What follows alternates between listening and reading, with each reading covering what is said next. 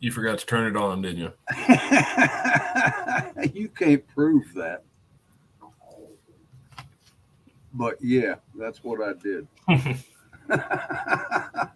You couldn't understand why it said 5 people are waiting on YouTube. But yeah, that's what I did. Well, how do I make them not wait?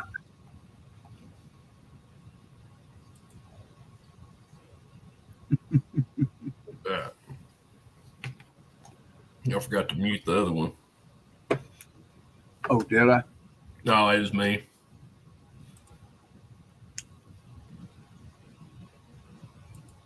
All right. Valerie, good evening. Good evening. So yeah, I don't know how many people be interested in staying up any later. I ain't gonna stay up a whole lot later. At least that's my intention. See what I get dragged into. Tennessee. Yeah, I Good to don't see need to. you. Shoveling food down my gullet right Oh, now. is that So what you're doing? Our neighbor gave us some big old fat pork chops, and she did them in shake and bake, and I love that. Now, Scott, we don't have didn't get any more snow after hell, I forget when that was. The big one, the foot. Hey, avocado, good to see you. In between, nice to see you too. Monte, Daniel, I'm doing well, man. Enjoying your feedback on Facebook too. yeah, we dodged that snow again this time. The line moved south of us, so the snow didn't kick in until it's already past us. We got a few flurries here and there, but they were saying we were going to get like 2 to 4 inches, and we got like 2 or 4 flakes. I think they're talking maybe another 4 to 6 here sometime in the next couple of days. I haven't been paying any attention to it. 6 inches I call broom snow. I'm not even starting a snowblower for 6 inches. 6 inches of snow would shut the state down where I'm from. Hell, 2 inches, 2 inches of snow will shut the state down. But I mean, up here where I'm at now, they got it figured out, dude. They got a system going up here. It's impressive. I know when I was working in Maryland, yeah, they lost their minds with snow. And then these people with four-wheel drive, they thought that that made the roads dry for them. So the people with four-wheel drives were wrecking more than the other people that knew how to drive in it.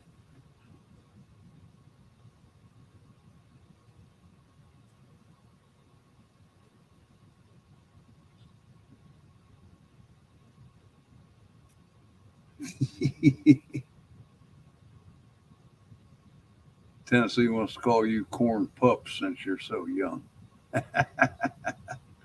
There's ghetto. Corn pup, corn pot, or popcorn, whatever. I've been called worse.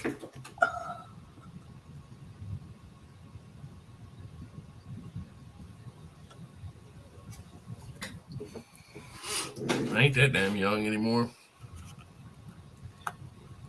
Crossed into that probably second half of it.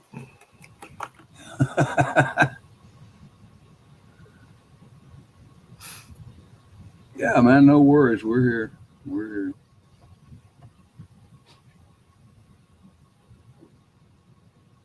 But you know, the groundhog makes his report in 2 weeks. So we're kind of on our way here. And Groundhog's about as reliable as a politician. Yeah, but at least he'll show up. That's Oh, that's one of the signs, right? yeah, there's cameras there. If there's cameras there, they're going to show up and smile. Did he bite that one guy in Pennsylvania last year? Who got bit last year? Some dude in New York, maybe.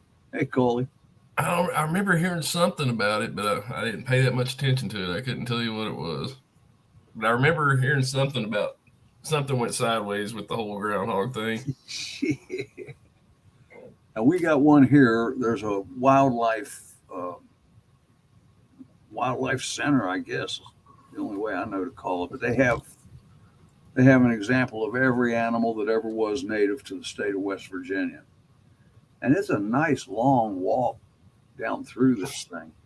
But they got a groundhog there, and his name is French Creek Freddy. because French Creek's the name of the town this wildlife preserve's in. So they haul him out every year too.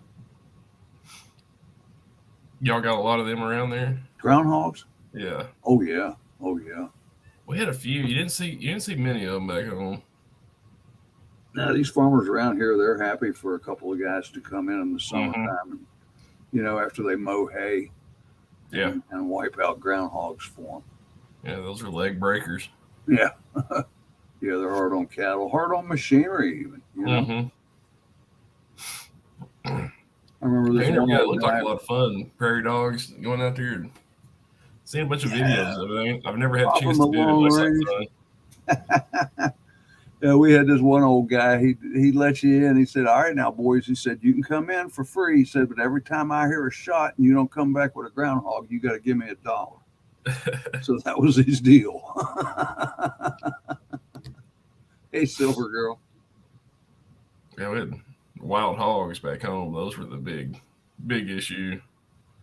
Yeah, I can imagine. And they root up But around everything. about a But mile, guys, probably. A buddy of mine told me that you really ought to hunt those things from trees. they're mean. They'll He get said you. if you hurt one, you will have a hard time getting away from They it. got them big cutter teeth on them. Yeah, they're mean.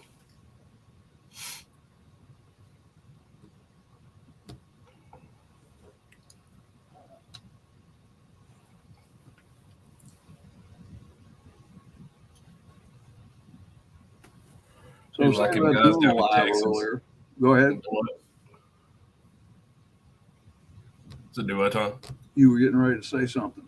Oh, those guys down in Texas that hunt the hogs and stuff from helicopters. Oh, wow. Have you not seen that? Uh-uh. Watch some YouTube videos, helicopter hog hunting. Yeah, they'll get up around the helicopters and just fly around smoking pigs. And that's legal? Yeah, Texas, they don't care. Well, They just want hogs. They don't. it ain't very sporting, but They just want them gone. they And eat those they got the things, stuff to do it. Are they more or less a nuisance, or are they Mhm. considered? They're not considered game. I don't think. I know, like where I'm from, you could hunt them, like on public land. You could hunt them all year long, but you could only use the caliber of weapon that was in season for something. But on private land, and you can only hunt during the day. But like on private land, you can hunt year round, day, night, with whatever you want, whenever you want. Okay. I think Texas. I think they're just. I don't know if they're classified as a nuisance animal or not, but they pretty much are. And they just whatever the hell you want to do with it. All right. Yeah, we were all right though because we had coyote season, which you could use anything 30 caliber or larger, and that ran for like 9 or 10 months out of the year. So Really? that was the loophole for the hog hunting. And then what that did, and you had squirrel, but they're stuck with rimfire. Yeah. Yeah, so that makes sense. I mean, hunting squirrels with a high-powered rifle doesn't make a lot of sense. You ain't gonna have much squirrel left. Not much. What's up, guys that hunt squirrel with shotgun? I never got that. I don't want to eat pellets. But, well, that's the way it's done here.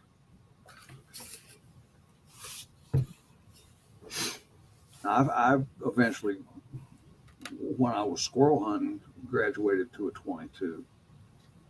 Just because that refines your big game skills. But yeah, shotgun was the way to go, and I have bit down on shot. That hurts. Mm-hmm. I never got into the duck hunting thing. The handful of times I went, I never failed. My waders would leak or something, and I ended up cold and wet. And I was like, man, this just ain't my deal. It's supposed to be fun, right? Yeah, you hear everybody talking, guys that duck hunt, man. It's like the greatest thing ever. So the handful of times I went with people, it just something went wrong every time. I ended up cold and wet, and it's like, no, this isn't not my jam. When I got my first BB gun, my grandfather tried to beat it into my head. You don't shoot birds. You never shoot birds. And of course, I shot a bird. I didn't even expect to hit the bird when I shot at him, and down he came. And I prayed and I cried and I hit him under a board at the base of the chicken house. I remember that. And I went back the next day and I was hoping he'd heal and be gone. And he was there. And to this day, that took the bird hunting right out of my soul, man. I never had a desire to even go turkey hunting. Did he have a reason on why not to hunt birds? I mean, like Tweety bird hunting was just something we did from the time we had. No, he was very, very adamant about you don't be shooting songbirds. He just liked the birds, or yeah. Okay. So I said that was just something when you got a BB gun, and a boy. We were out shooting Tweety birds. Yeah. Now he would shoot crows out of the cornfield, but not songbirds. So yeah, damn, I felt bad about shooting that bird. I can't tell you.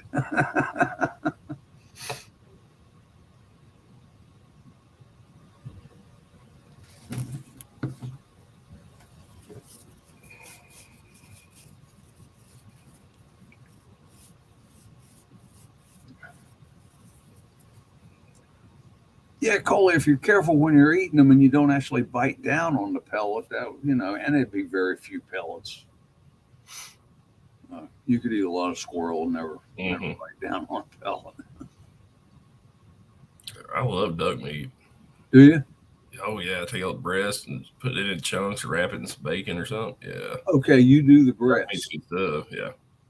My cousin, when we were down in South Carolina last fall, had killed 3 or 4 ducks, and he did something with the breast. And man, that was good.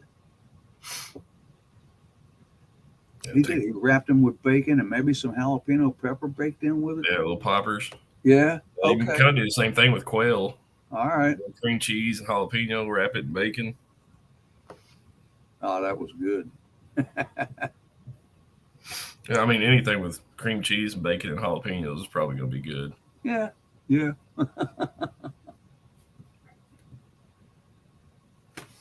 This wasn't greasy, Coley, the way he cooked them. And this guy, he should have been a chef. This dude cooks and he will wreck a kitchen. It's ridiculous. But, man, he turns out some good meals. I got a duck in the freezer right now. I got to do something with before long. I want to put it on the smoker. I remember we tried to bake one years ago, a whole duck, and that was nasty. Way too much grease. Yeah, so I want to try this one. Put it on the smoker and see how it goes. That might be interesting. Just split him, put him in there. I don't know. I was figuring I was going to wrap it and throw it in whole, but I don't know. I'm going to do a little research on it. I've never done one that way, so I don't know. Yeah, I've never done. I just acquired the duck, so now I got to do something with it.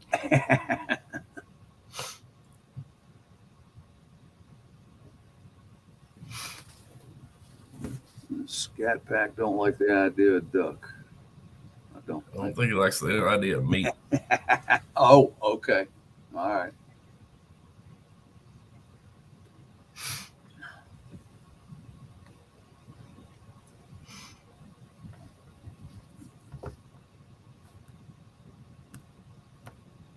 Hell, I wonder where everybody got to. I don't know.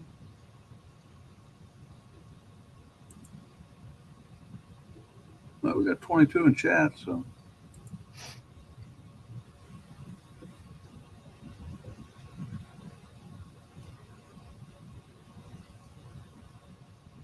Do you still have a lot of farmers out there will sell portions of beef, quarter beef, half beef? None real local, but I found one not too far away. She's about 30 miles away. And we bought a guy last summer. We had a guy up here that we would do that with every year, but he stopped last year. So now I'm trying to find another one. That's how I prefer to do it. Gonna know what I'm getting a little bit better. And works out cheaper in the long run to just buy, half a beef and put it in the Oh, freezer. absolutely. Hey, Ricardo, when work calls, man, we got to go, especially when we're young and working overtime. So watch that old money roll in, buddy. Have a good one.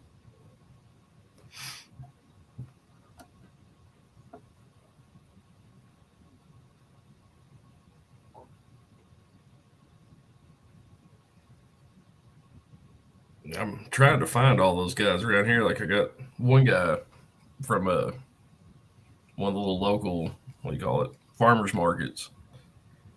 I'm gonna buy a bunch of his, what do you call them, seconds, I think is what he called them, from his vegetables and stuff. The stuff that's not quite pretty Stuff enough that's to. not nice enough to sell. Yeah.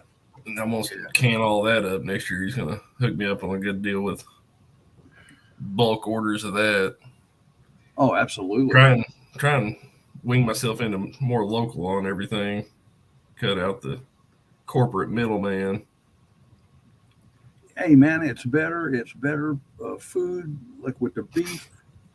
You know what it's been fed. Mm-hmm. And what this lady did, we split a half of beef with another couple. Mm-hmm. So it wasn't like you bought either the hind quarter or the front quarter of the beef. They took the half, Yeah, and butchered it, and then just everybody got the same amount of every cut. And it was a great deal. Well, it was expensive, I thought, at the time.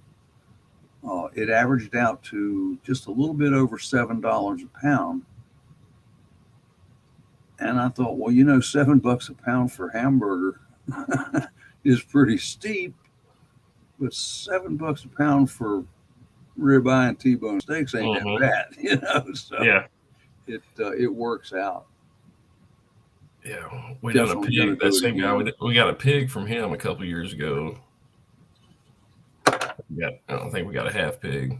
We might only got a quarter. I don't remember, but like I said, I don't know why that guy. I don't know if I guess he sold out. Or he just all of a sudden he wasn't doing it no more.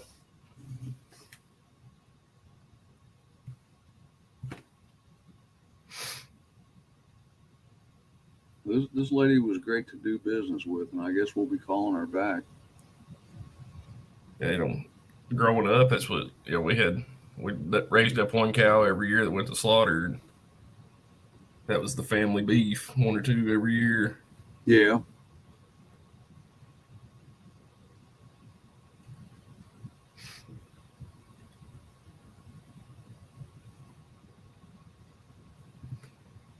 We done a pig once, but I was so little that I didn't get involved in it. Well, that's about the extent of my hog butchering too. I watched it all, but really wasn't old enough to get involved with helping. Mm-hmm. Yeah, Tennessee, I remember that show. Opie killed the robin with his BB gun or a slingshot or something, I think it was. Hey, Andy, how are you? Best life. Good to see you, man.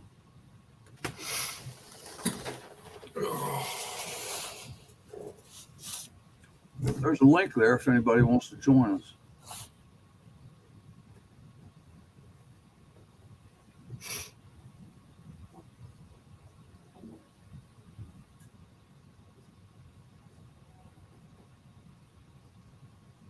No takers. Not at the moment.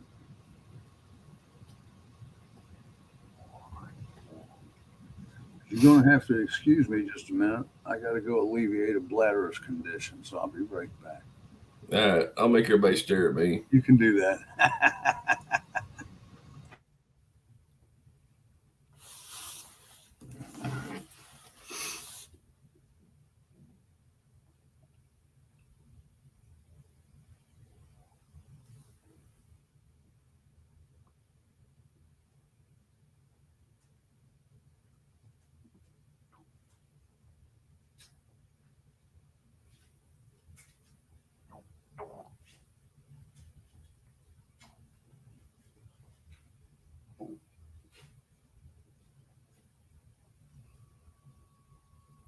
Well, give me a rabbit hole.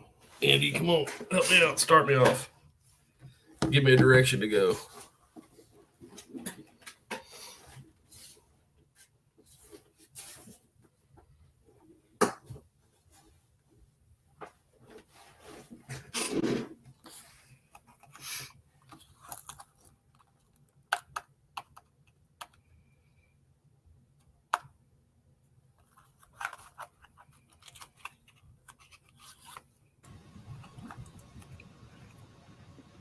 There he is, all muted and shit.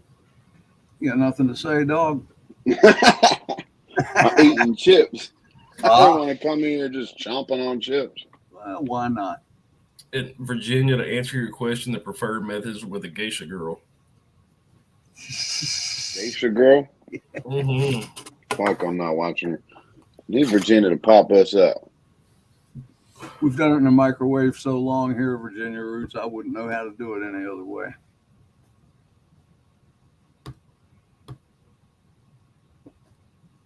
I think they make these hot air poppers, but I don't eat enough popcorn to justify buying one. I bought one of those little frying pan ones you do on the stove. Yeah. Got one of those a while back. Oh, the Jiffy Pop. Yeah. Yeah. Hey, Monty. It didn't turn out so well. Hey. We're going back to the bag. That's how we used to do it when I was a kid, on a skillet, and you'd have to stand there and shake it on the stove. Yep. Yeah, I forgot how much work went into doing that. I guess just got so spoiled, hit the button and let it do its thing, but stand there and shake that thing around for 5 minutes. Hey, Bella. How you doing, Monty? Oh, I'm okay. You had to think that over. No, not really. Y'all was saying that there's no takers, so Yeah, I was feeling very pop up on panel. my self. What do you call that? Self-worth was just plummeting, man. Wow, that should make you feel awesome, Corn Pop. Well, no, I didn't mean it like that. That's what I'm laughing at. I'm laughing at Corn Pop. Like, man, you're supposed to keep your grandpa company here. What the hell? There's only so many things you can talk about that dementia kicks in. We just keep going in circles. I reckon. What the fuck? Oh, shit.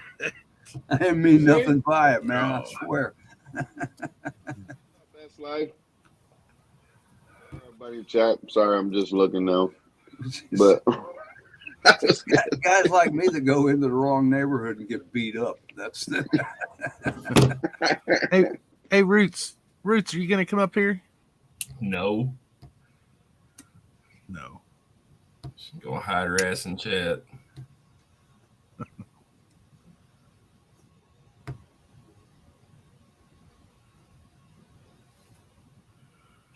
Still waiting on Andy to throw up a rabbit hole.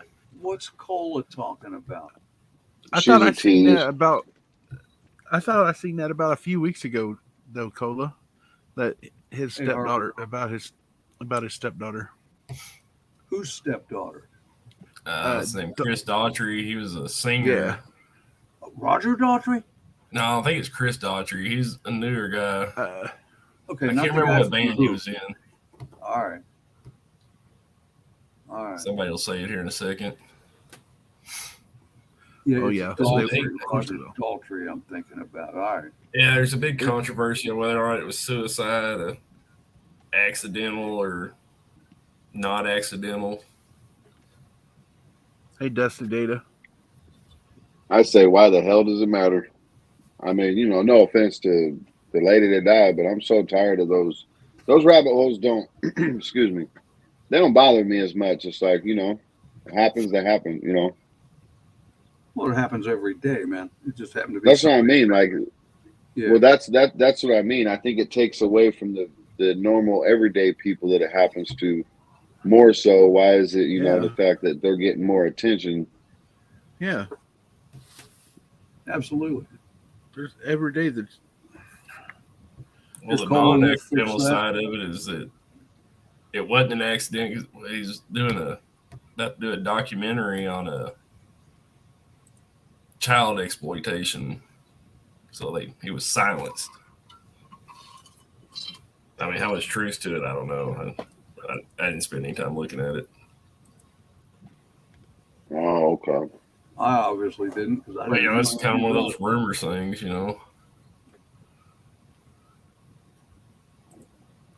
Hey, Find a rumor about anything and anybody.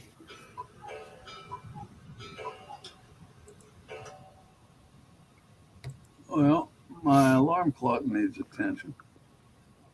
Not the alarm clock, the cuckoo clock. No, it doesn't. It's right. That would be 100-year-old man's freaking alarm clock. Ah, Cuckoo. Yeah. That Got amazes me three how of they them. Man. made. You hear the other one? maybe I'm getting two people confused. Cola just asked Chris Cornell. There was like 2, 3 of them right there at the same time.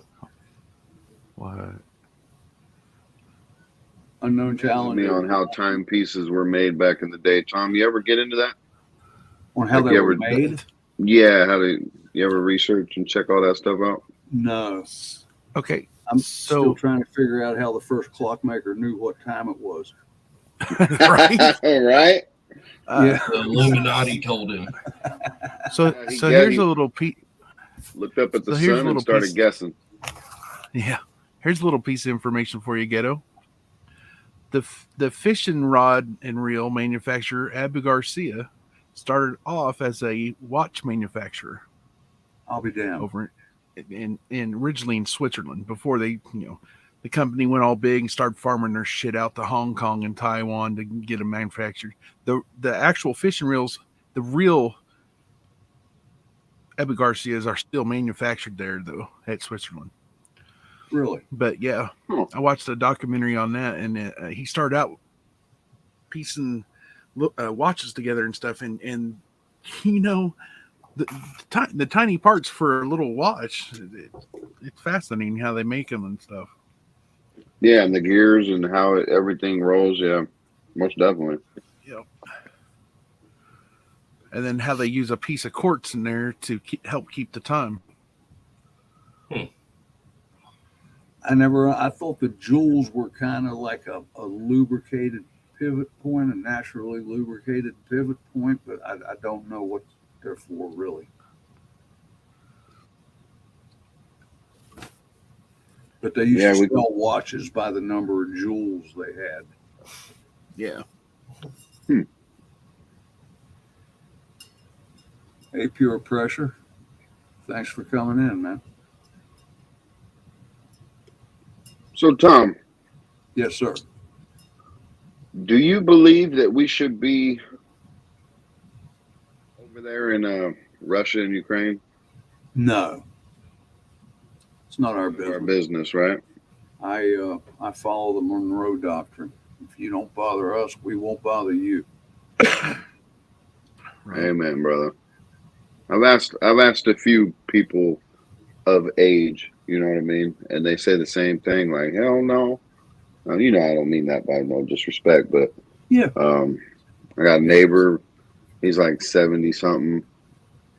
Got a few other neighbors actually, and then we've had these conversations, and I'm over here, talking to them about them, expressing my worries or what they're, what worries they aren't or whatever, and they're like, we shouldn't be over there anyways. That's the problem with this country is we put our fucking noses in everybody else's business, but we're not paying attention to our own, which is something I definitely agree with it. But it's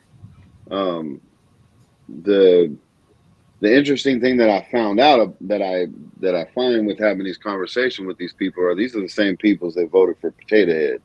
These are really? full on. Yeah, they're full on blues. You know what I mean? And one's a black dude, and the other one's an Asian lady, and then a white dude. And I know it doesn't go by race. That's not my point. But the point is just the demographic of people that are, collectively on that side. That's why I'm always, you know what I mean?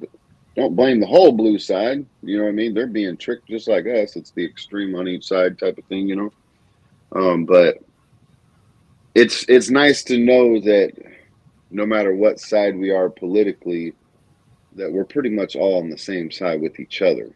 Like, leave us the fuck alone. Leave them the fuck alone. Let's take care of our own backyard. There's a whole I thought lot it of the was people messed- like you're talking about that's coming around and seeing how bad they screwed up last election. That's why I think this November is going to be a very telling time on how Yeah. shit shakes out.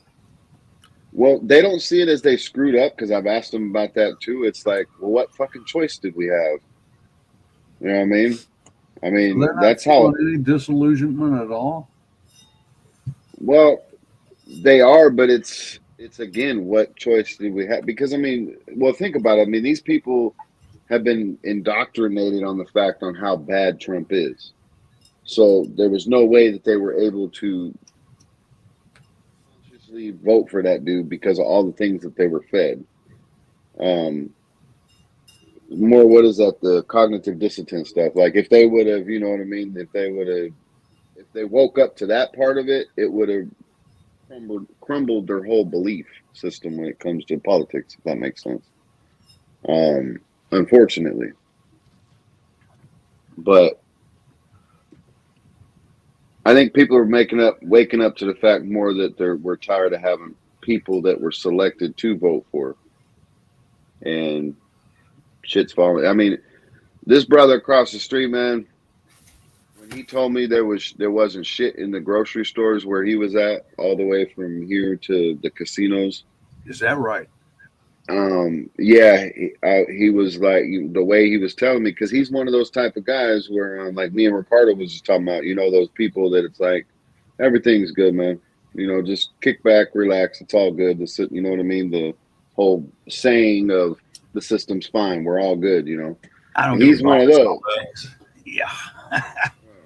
Man, it's crazy. Every time Laura goes to the store, and I mean, she goes out to what we call the big city, to the Walmart Supercenter and everything, and I'll say, well, what about the shelves? How was the shelves? Oh, she said everything's fine. There's plenty of everything. And then here you are across the country.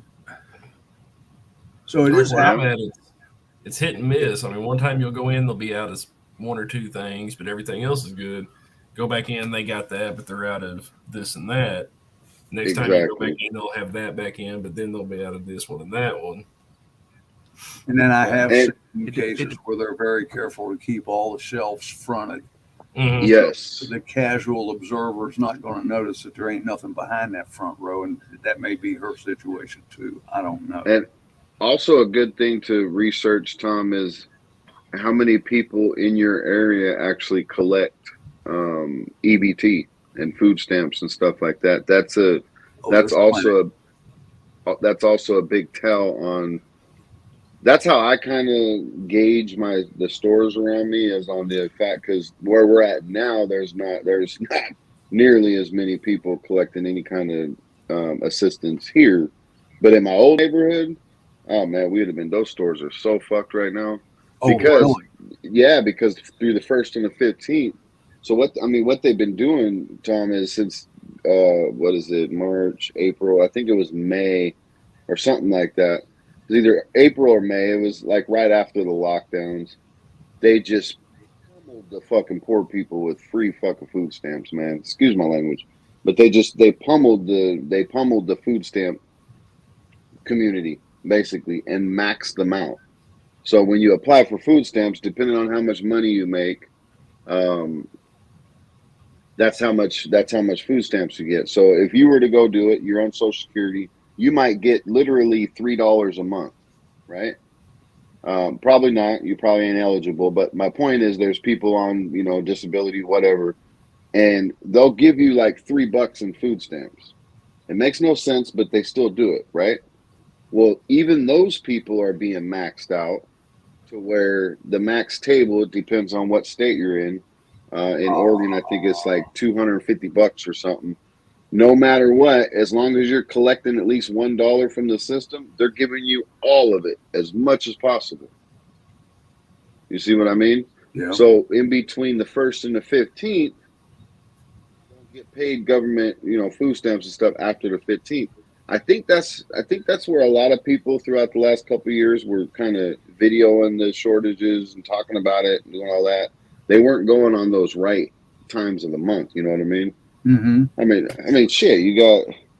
I mean, whether they're selling it or not, those food stamps are still being used within the area of where they're being cashed out at. You know what I mean? Right. So of course the stores are going to crumble. I think some of it too is their lack of help. I mean, they don't have the people they did. There's not a lot of stalkers right now. A lot on of the docks in the stores. Huh? Mm-hmm. On the docks and in the stores. No, even yeah. I'm talking about in the stores. Like your overnight stalkers. Yeah. I think a lot of places are having hard times hiring folks to do that. Monty. Well, there was also the ships that was out there at the docks waiting to be unloaded for months too. But it also on the shortages, like where I am, there's, like Corn Pop was saying, there's a few items here and there that's not fully stocked and everything else, but it depends on the part of the country you're in. Like I started hearing about shortages, especially fuel shortages up there by Indianapolis and Kentucky and Louisville and stuff, and then Walmart shortages. I started hearing about those a few months ago in Ohio and then on the West Coast. So it really depends on where you're at. Well, I'll tell you one thing I can't get here locally, and that's orange juice. I like to have a little bottle of orange juice every morning, and the local stores haven't had them for months. Now she can find it when she goes out, but not right here. I even ordered a case of orange juice off Amazon, and it was supposedly shipped out of some outfit in New York, and it never got here. They finally ended up giving me my money back after making me wait weeks and weeks. And I finally contacted them and said, look, by the time it gets here, it's going to be stale. I don't want it anymore. Yeah. Yeah. So you're not getting orange juice from Florida then? I mean, that would be where you guys are probably getting it from, right? I would say it comes from Florida. I'm not sure. What we're able to find in the grocery store is Minute Maid with good tasting orange juice, but I couldn't tell you where it comes from. Orange trees, I'll bet you. I know there's a Tropicana plant up in New Jersey because I worked at the warehouse that they did. We installed rail in it. But California grows oranges too, right? Yeah. Also, Tropicana is the brand I didn't get, and it was coming from New York, so it makes sense it was coming out of that plant, Monty. You see what Grasshopper said, Dom? No. A disease spreading through the orange groves. Why am I not surprised? Monty was talking about the ships a little while back. It was the ships, now it's the trains. Yeah. This is all bullshit excuses, man. You cannot tell me that all this stuff is going wrong without it being manipulated. It's got to be. It didn't all fall apart that hurricane. Even Biden can't tear it down that fast, man. Right. Hurricane's got a good comment right there. Disease caused by chemtrails. That's possible. I don't doubt that either. Yeah, they 6 months ago I didn't believe chemtrails. They spray all kinds of shit in here. Like Ghetto, when they was having those fires up there in California and Oregon and whatnot, and in Washington, I think it was. Yeah. People was saying that the shit that they was spraying was making it burn even hotter. And I'm like, how do you explain like pictures of World War II, like the bombers flying over Germany and shit? They got those exhaust trails coming behind them. Were they spraying stuff over Germany or over Europe? Well, they were dropping cluster bombs. I don't think. Well, they were dropping bombs. Yeah, you can see the. I know what you mean, Corn Pop, but I'm just not buying the chemtrails thing. What they've been doing, Eddie. They started blanketing this area, and there's not that much legitimate airline traffic crossing my little valley. And here all of a sudden, were there storms? Like a day or two after they started dumping those trails, Tom? Not that I noticed, man, but see, that's what happens around here is within a day or two, dude, we end up having bad rainstorms. So I don't know if it's the chemtrails as they're trying to choke us out or they're creating the, like we were talking last night on my panel about mud floods and stuff like that. I would think that excessive rain and the excessive weather and stuff like that would be one of their goals in the fact that they're trying to bury this society. They're trying to, one day we'll be will be underground, just like all the other ones, just like the cities and everything else that's under New York, Las Vegas. I mean, I know it's big time conspiracy thinking, but The I whole mean, weather manipulation thing. You've seen a lot of shit on that, like over like Saudi Arabia and stuff, trying to play with the weather to make it rain and make better cropland yeah. out of the desert. I don't know if it's coming from chemtrails or not, but I know they are trying to do that. Well, that's how they do it. And I mean, I know in Florida they have the big old jet propulsion freaking. I mean, that's proven right there. There's videos all on it talking about how they do it. I'm not sure if you guys have seen it, but so I know it's true that way. But the way that what you call Dubai and all them was doing it was they were using drones, and they were pretty much seeding the clouds, etc. I don't think. I mean, it'd have to be some pretty voodoo shit if you're able to create your own freaking tornado and, huge weather systems.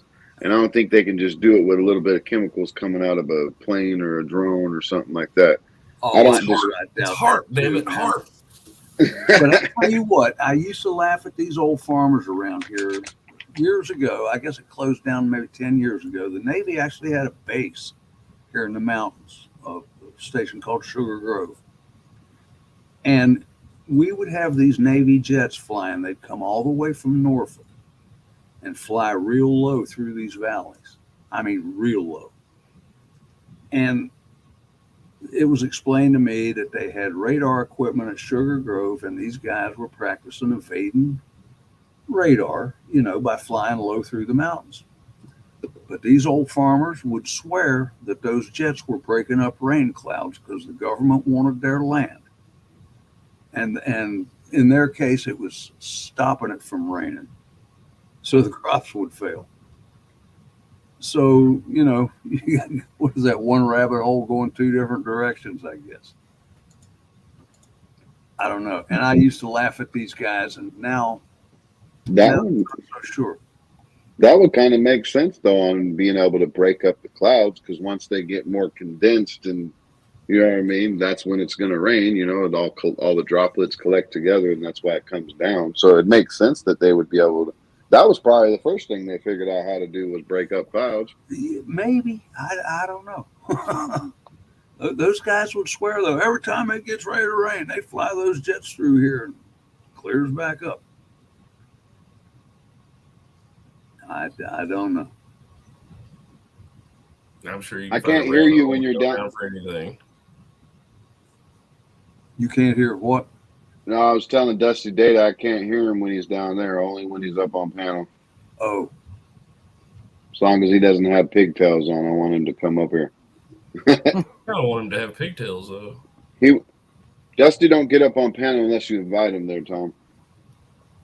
Just so you know that about Dusty.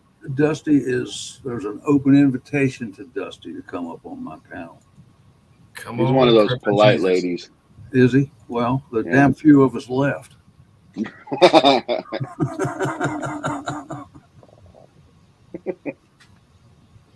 What do you think of that?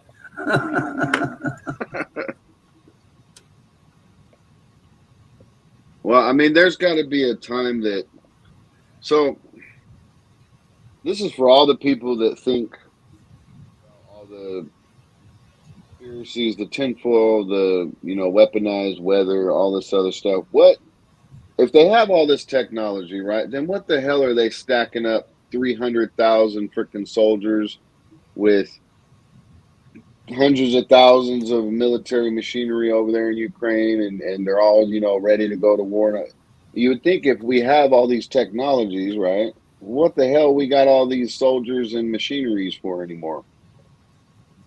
If it was going to be a all-out warfare, you understand what I mean? Like, what the hell are we going over to Afghanistan? What are we going over to all these places if we already have the weapons of the future that we talk about? You know what I mean? Wouldn't make no sense.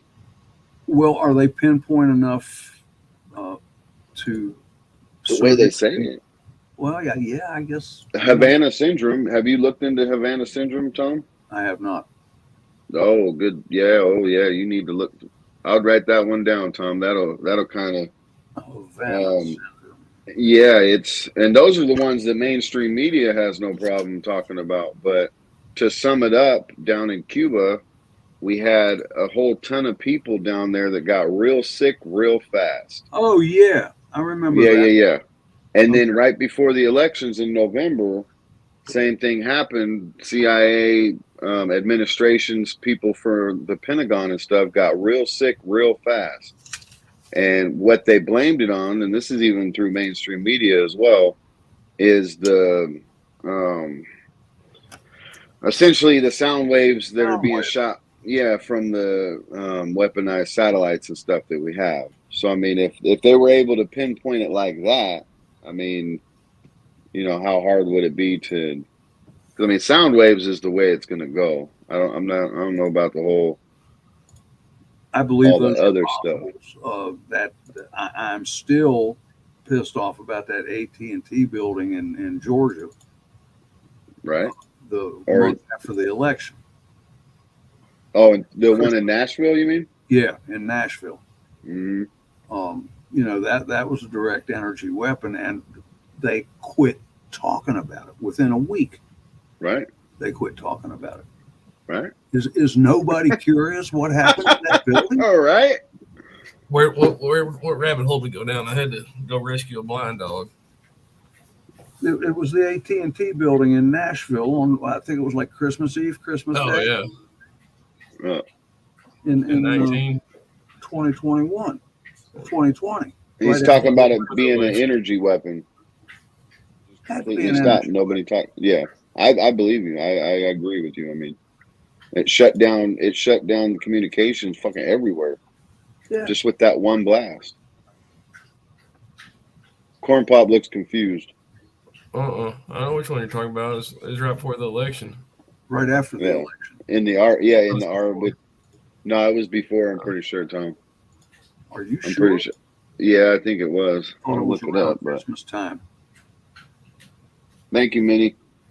To quote Vice President Harris, Google it.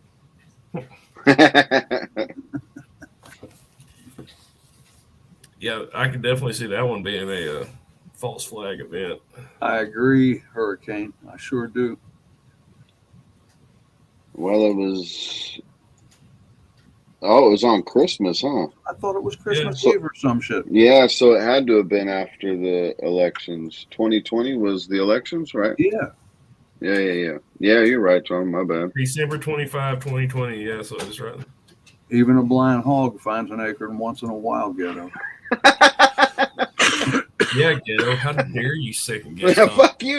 I was the one agreeing with you. Try to be no, right once a Corn Pop day, knows what man. he's talking about. Hold on a second. Shit, I had your back, partner. But either way, no, we were talking about the Havana syndrome and the energy weapons and stuff.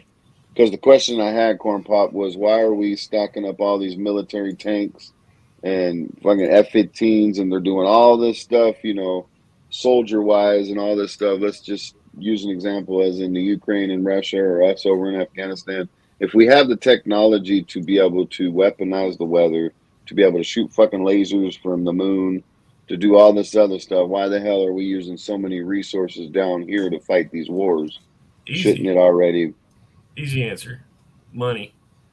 All these big military industrial complex, all these campaign contributions that they've been pouring in the last however many years are coming due. And now they have a regime in place that will go along with their plans, so they're all out to get paid. And it's not worrying them because it's not their sons and daughters that's going to have to go do the fight. And they have the bunkers to hide in while everything falls out. But they're going to get rich. Just like over the whole pandemic thing, who benefited from that? Oh, yeah. Bezos, Gates, all those. And then all the Congress people that made money on the stock market selling out and buying in right in the nick of time.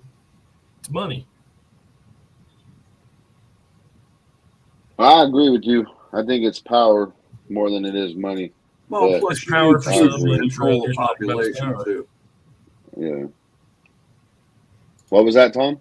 You need actual troops to control a conquered population. You can't do that with machines unless you just go ahead and kill them all. They're controlling us without an army on the ground. No weapons. Well, temporarily. Oh. And don't include me in that us. Really? I mean, you're on here. What time is it there, Mr. Tom? 3:30, give or take. Well, I'm just saying, man, that they're controlling us, brother. I Hey, hate to say it, but Meatloaf died. oh, was What? Meatloaf dead? Bummer. Tell you what, That's my man. fault. What about Pork Chop? Is he still alive? The mashed potatoes. Ghetto never heard Meatloaf.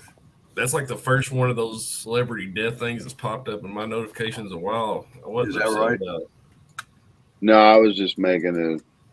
Yes, Virginia Meatloaf died. He was 74. That's sad. Like when He that was Betty White one 74 come though? across, when that Betty White one come across, I was about to grab my gear and go to the woods. Fuck it, I was done with this.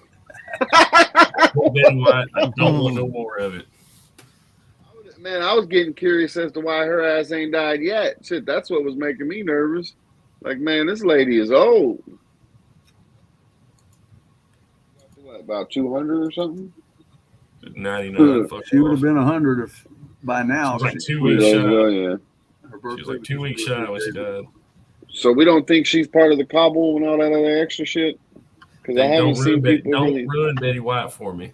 If you ruin Betty White for me, I'm coming after you. You know what? Corn Pops still likes to attack the cherry pie like on what's that movie franchise? American Pie. When he thinks of Betty White. Like warm apple pie. You know, I still have to believe until, you know, it hits me in the face. Not every celebrity is a pedophile. And not every old celebrity is into adrenochrome. I have to believe that. It can't be all fucking corrupt. Yeah. Not all of it, surely. And then again, maybe it is. I don't think it's all. It can't be all. Yeah, I mean, You got like, let's just go back to Betty White. I mean, she was like skyrocketing, and then she kind of like plateaued out. And you didn't hear much out of her. Every now and again, she'd pop up in something, but like she didn't go as high as she should have went. She was old. yeah. I'm talking about back in like the 40s, man, when she was young. Yeah, well, that's what makes it. I mean, because you think of like what Virginia said, just the ones who sell their soul. You know, some people will sell their souls. Like if you look on it on like the show Supernatural level, where they go into the crossroads, they That's a bury good show. whatever it is. That was a great show. I love that show. That was But great. they bury whatever in the crossroads, right? And then a demon pops up, and then that's how they're able Yeah. to sell whatever for whatever. Oh, what's his name? The blues singer dude. Yeah. Can't think of his Robert name. Johnson. Was it Robert Johnson? Yeah. So they sell their soul. I mean, she could have asked to, you know, live to fucking be 99. Who knows? Who knows? At the end of the day, lie to us all the time. well, that's what I mean. That's exactly why it'd be naive of us to think that every single one of them are bad. You know what I mean? Yeah. But every And I would, bad. yeah, and I would think that a lot of them, not Betty White's age, but a lot of them, like these days, they probably got messed up so bad when they were kids. It was almost like a Stockholm syndrome type of thing, to where they grew up and then they ended up doing it themselves. It's not the right. I mean, obviously that ain't right still, but Not everyone can suck their way up to the top like Kamala Harrison. I Mm. Mhm. I don't She think put she them did heels that. up, But too. she could have. Easy to say, but well, I think she's just about as not stupid Betty as- White. I'm talking. No. I know you meant. Kamala I know you meant Harrison. Kamala. I understand that, but I still Yeah. don't think it like that. I don't think it like that for only the fact I think her and fucking Biden are too stupid to even know what's going on, and they're But just they excited to sold be their in the soul office. for that power. They are willing to do whatever, whoever it is pulling the strings, they are willing to do whatever they tell them to do, and that's how they got to where they are now. They wanted. I the don't power. even think they're there though. That's what I mean. Like I think it's so much deeper than that, dude. I don't even think like when you don't. There's no expression when you look at their faces. Like literally, I feel like they're just CGI'd into there. Anger. I mean, there's all. So several months ago, about 5-6 months ago, I come across this picture, and it's Montel Williams back in their 94, 90 round, and it's Kamala Harris, and it says Montel Williams with a high-end call girl. Yep. And it says Kamala Harris. I'm like, well, shit. And then she was with Brown. What was his name? Who, Judge Joe Brown? Willie Brown. Willie Brown. Yeah. Thinking And Judge I'm like, Joe Brown. damn, she gets around. She gets around. Ghetto, did you see what Judge Joe Brown had to say about her? Yeah. No, I gives didn't, no actually. fucks.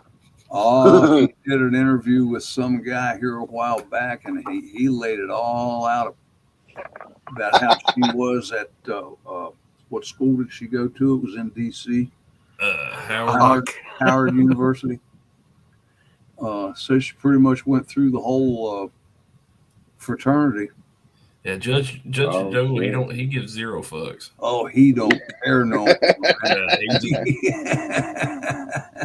Yeah, I've heard a couple of his interviews he's done like on podcasts and stuff. Yeah, he don't care. Yeah. He gonna say it. He's full send all the time. And he said it in public, and he wasn't worried about no slander lawsuits either. Hell no, man. You get to that age, you get to that particular type No of power, fuck. you ain't giving no fucks. Why Nope. would you? Nope. No filter. They can't cost Yeah. him anything. Right?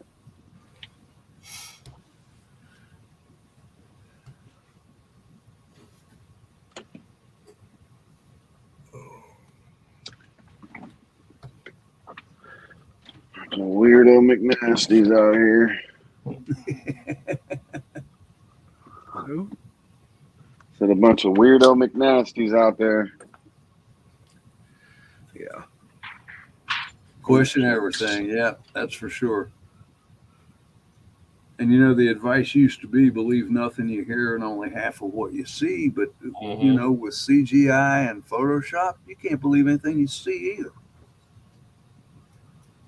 You can't prove anything with a picture anymore.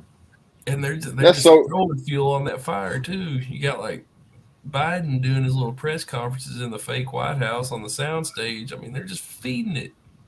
Right? And People- that's so refreshing that you say that, Tom. It really is.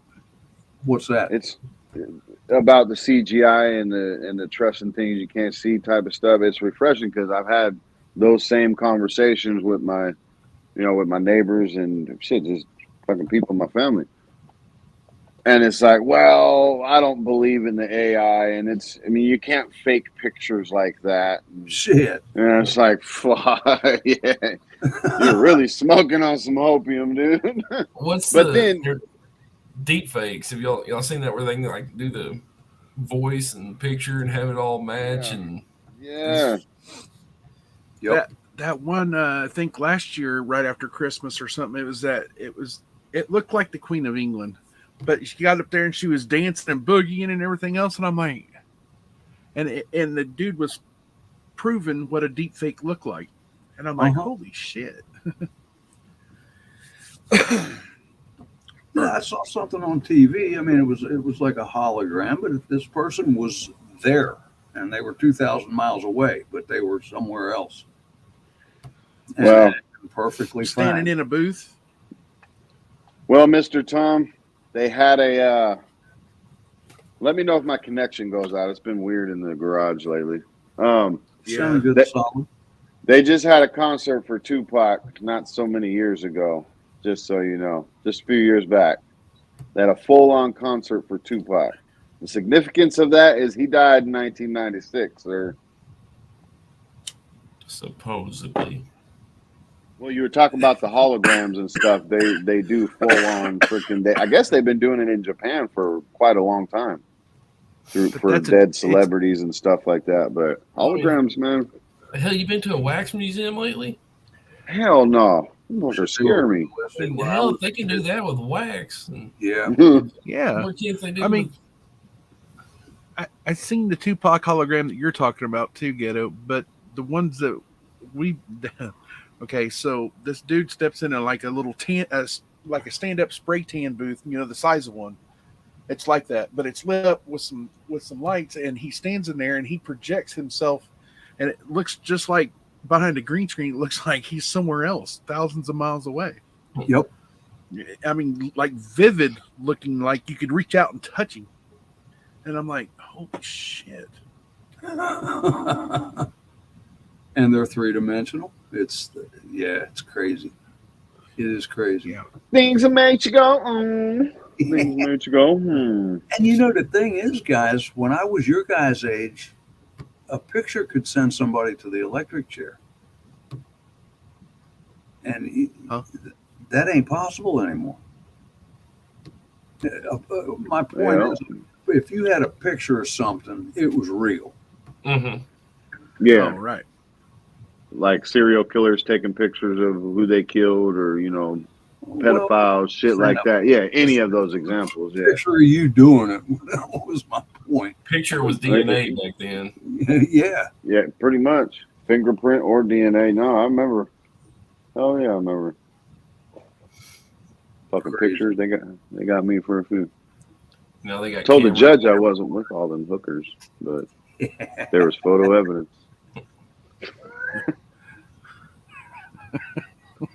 Cameras everywhere you go. I remember hearing about that, like when the whole mask thing come out, that was a big ruse to get people to work on their facial recognition, to have people cover there so they could get a bit bigger database. Yeah. Well, if you when ask me, taking a picture's fucking black magic as well. I don't care how many times somebody tries to explain it to me, but you're literally freezing time. Yeah. Like how the hell did somebody invent that shit, and so long ago as well? Because I mean, the picture's been around since, what is it, late 1800s or something? Yeah, mid 1800s. Yeah, something like that. Yeah. So the book 1984 by George Orwell. Orwell. Yeah. I read that when we was in grade school, right? And at first, right after I read it and everything, I'm like, oh, there's no way. But then it just slowly, from there on, from the 1990s on up, and I was hitting junior high and high school and stuff, and I'm like, shit, maybe that book is spot on. Yeah. I actually dug up an old movie. It was made back in the 60s of 1984. And oh shit. You were handed a file, somebody else's file, and that somebody else ain't around anymore, but you are to take this file and obliterate it so that this person truly never existed. Of course, the person was an enemy of the state, or the fearless leader, or whatever they called him. But crazy shit. And everybody was walking around like robots. Yep. They weren't able to think for themselves anymore. Of course, then you had these couple rebels that were doing their best to get around it. But yeah, it was a crazy movie. And the book, I barely remember. I know I had to read it in high school. But makes you wonder, though, if we're actually so deluded in what's going on that if we would, I mean, I know in our hearts we're the rebels. I mean, we know that. We feel like we know that. But are we so deluded and distracted on what's really actually happening that we're actually complying by eating up all the fucking fear that they're giving us? Some are. we may be because we're trying to take on too much. Yeah, that's exactly what I mean, Tom. Instead Exactly of what I focusing mean. on basics. It's like, how do you eat an elephant? Right. One bite at a time. Yeah. Wolverines. Yeah, Well, but I mean, think about it. Look at the rest of the world and how these countries are protesting. I mean, you Yeah. know, we're watching them, right? But yet we don't have none of these types of protests. Instead, we're sitting at home in our fucking robes on YouTube or Telegram or Parler or whatever, and we're having these conversations, which, you know what I mean? So are we the ones actually that are the complacent ones? And these So other far, motherfuckers, you know? we haven't been inconvenienced enough yet. Yeah, there you go. So people, Always comes down to that. yeah, if you're content, so you got to take away that contentment, and you know it's being lost. What would make us do that, Corn Pop? And I ask you because you're pretty much on the same level as me. You know, 40-year-old dad with younger kids and a wife and house and stuff. What would make us? What would make our bubble pop, dude? To where we need to do what the hell we're supposed to do, like kind of like, you know, what POTB was talking about, what Tom's just now talking about, like what It's the hell's going to make us do it? something that personally affects your family, your loved ones. I mean, what that something is, I don't know, but you know, it's What I mean is what's going to make us react before that happens? Because obviously we don't want our bubble fucked with, and we know it's coming. I don't think it will. I don't think there's enough that will. I mean, all you're gonna get right now is small little pockets that are just gonna get wiped out. And it's like I That's said the other night, exactly. you know, it's we're two kids circling in the playground right now looking to fight, but nobody's throwing that first punch. Whoever throws the first punch is going to be the one that gets in trouble. Nobody. So wants we're to get in walking trouble. around with a stomach ache, not wanting to get hit in the face. I don't care how hard you are. You get a stomach ache when you're starting to fight, at least depending on how pissed off you are. But if you're walking around in a circle for hours getting ready to fight, that anxiety or that stomach problem is going to start going. You know how it goes. If anybody has a copy of the Declaration of Independence or could pull one up, there is a line there that I cannot quote, but I'm going to try to paraphrase. Could you help us out, Monty? I think That Monty's on a computer and he can just share it with you real quick. It'd be a lot easier for. it's the nature of man to go ahead and suffer tyranny until it becomes absolutely unbearable. Oh, I think Find I out. know where you're. That's not a The quote. nature of man. Yeah, it's something like that. To suffer the hardships of tyranny, or something like that. The nature of man suffer tyranny. In the Declaration of Independence, I don't have a printed copy. Whenever any form of government becomes destructive of these ends, it is the right of the people to alter or to abolish it. And Yeah, it's after that. Laying its foundation. It's after that. Yeah, it's in that Yeah, the same thought process, though. I typed that in and no, You can't find anything. I can't. Oh, gee. Do you happen to know where it's at in there? Well, it's well after what Corn Pop just read, but it's Talk about was it suffering? suffering. And accordingly, all experience has shown There you that go. mankind are more disposed to suffer, while evils are sufferable, than to right themselves by abolishing the forms to which they are accustomed. There you go. He Holy says it's in crap. our nature.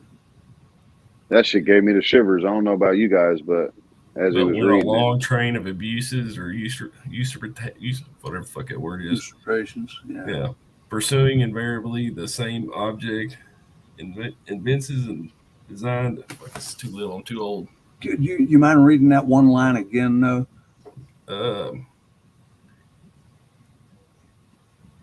It's in the body of the Declaration of Independence, avocado. Trying to find where it was. Prudence indeed will dictate that the governments long established should not be changed for the light of the transient causes, and accordingly all experience hath shown that mankind are more disposed to suffer, while evils are sufferable, than to right themselves by abolishing the forms by which they are accustomed. In other words, we will take it until we can't take it anymore. Damn it. Yep. That's what he was saying. And they had got to the point where they couldn't take it anymore. Fucking hell. This is why I keep saying, man, we got this election coming up. And that is a bite. That's a small bite out of the elephant. Okay. If that election doesn't work, man, we just Can I- taking enough. Go ahead, Ghetto. Can I ask you a question, Tom? Yeah. Would you be telling us about the election if you were me or Corn Pop's age? And of course, I don't mean no disrespect. I'm just saying in the middle of your life, 30, 20, 30, 40 years old, would you be still wanting us to vote? Or Yeah. Well, shit, a 40-year-old hothead? I know the wisest course now is to vote. I don't know what I might have told you when I was 40 years old, man. I think you got a little more 20 common years sense old by the time hothead. you're 40. I know I We do. would hope.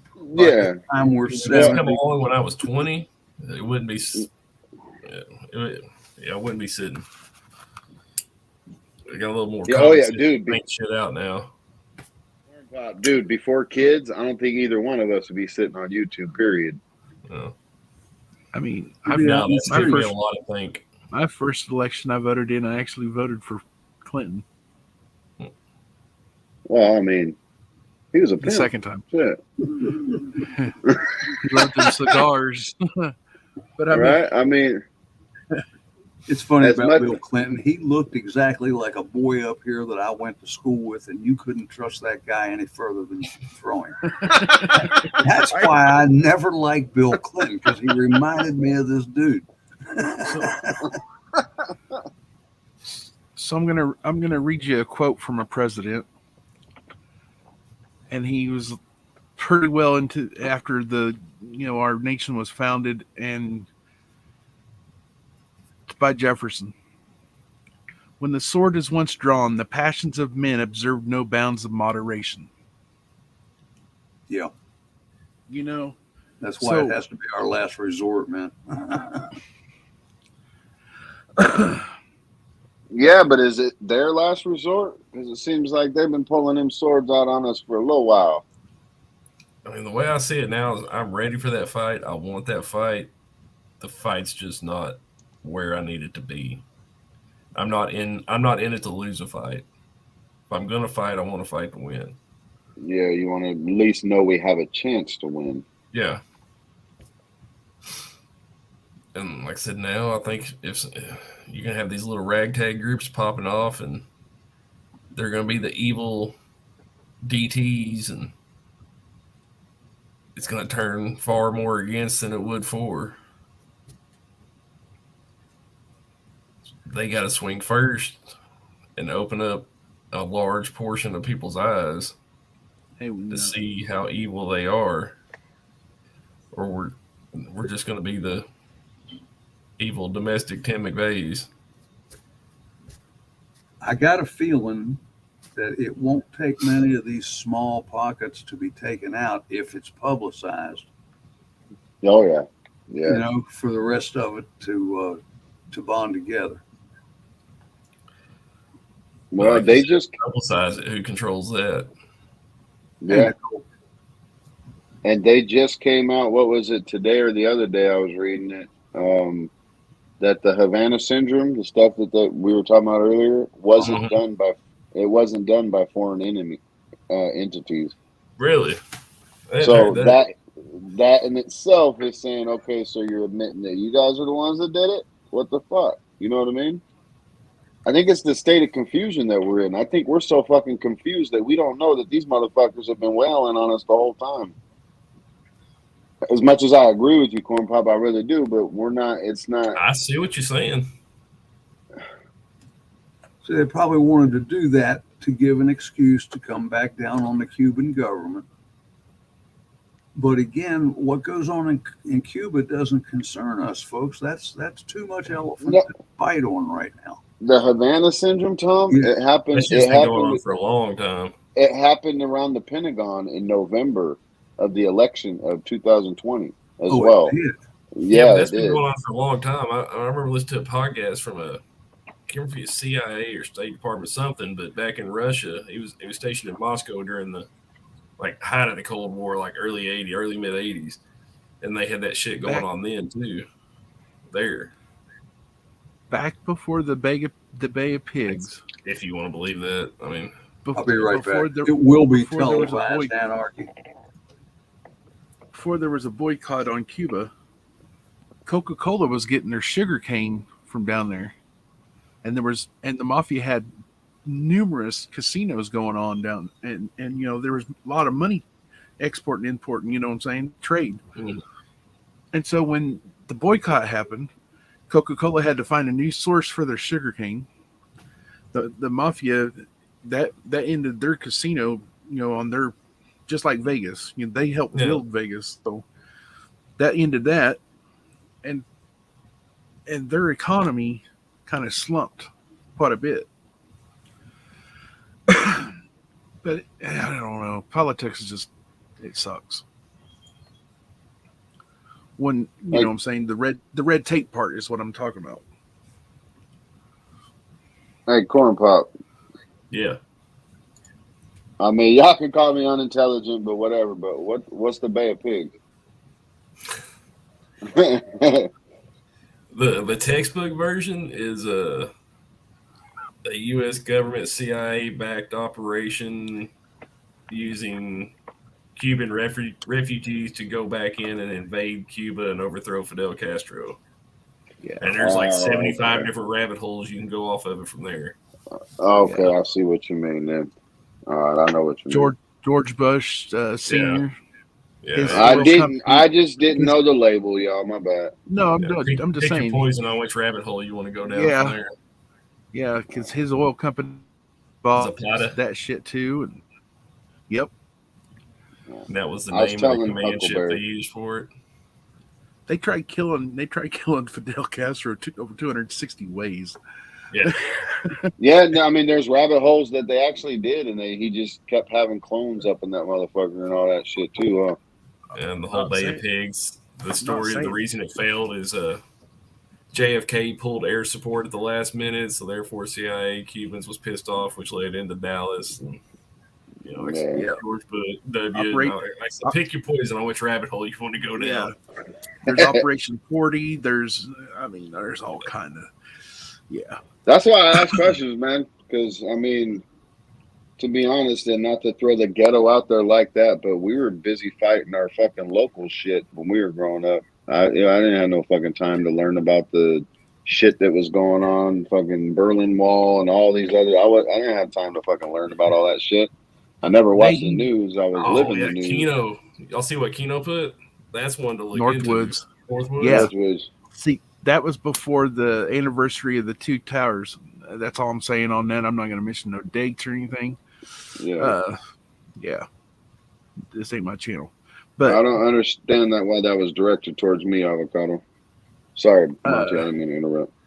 they even tried getting the mistress of Fidel Castro to the CIA contacted her to try and deliver poison through one of her lipsticks or some crazy.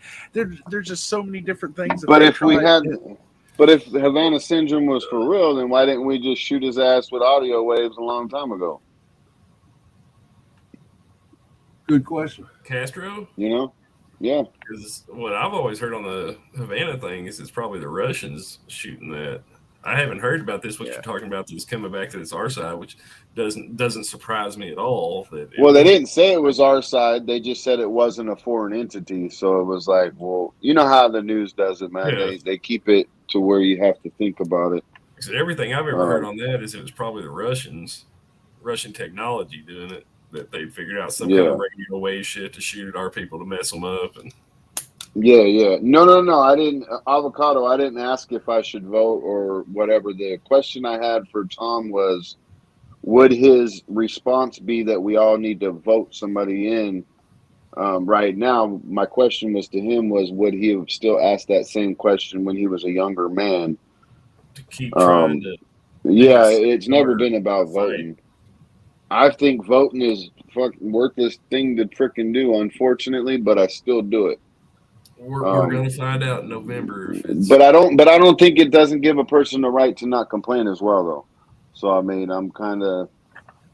I don't think it does, just because I used to think that way, that if you don't vote, it don't matter what you think. But boy, the more I go into it, like I'm torn on whether or not it's even worth voting in November.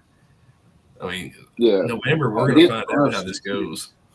Yeah, I mean, honestly, it's only in a half a day. I mean, it's not costing you that much to vote, so I get that. So I mean, it's not something that I wouldn't ever not do, but. And the thing is, folks, not just you. You got to take 10 people with you. Each and every one of you. You got to take 10 people with you. And you got till November to be talking this up to your friends, your neighbors, to your loved ones. I think at this point, though, everybody's voting, Tom. I think social media has had this shit wrapped up for quite a few years now, and there's people that are voting. I'm in agreement with you, Corn Pop. But my point is that everybody is voting, and I don't. I think so. Nowhere near. I definitely think that are eligible to vote. The Some ones people that are voting are the ones that don't have any business voting. Some people can't vote. Yeah, which I think that's bullshit. And you have a lot voting that shouldn't be allowed to vote. I don't know the figures, but we have a population of some 330 million citizens here. I bet you not half of them vote. Well, according to this last election, they did. Because you got 81 million on one side and 9 million on the other. That's about half. That's only 150. Yeah, that's half. I knew that was full of shit whenever Potato Head was like, 81 million people voted for. No, bullshit. You stayed in your basement. Giving him that. It's only half. He was kept in the basement all year round, and I tell you what. Good one, eh? This November is liable to be that spark. As dirty as they were on that last round, as blatant as they were with what they did. Their point. Sorry, Corn Pop. If they come out and do that again, I mean, how can people not see it? And I think that's their goal. Part that puts people in the street. I mean, think that's their goal. Gunshot right now with J6 on not wanting to do anything. Yeah, but I think that was one of Trump's missions, was to open up the Pandora's box on the voting and everything else. I'm not talking about as in he was trying to get us to be with him on his side. I think one of his main points of being in office was to open that, because now we're in chaos. So while we're sitting here arguing about voting being real or not real, or Trump should be in there or whatever, you got all these mass. I don't know what they're my point is a distraction. Just like it's all chaos is my point.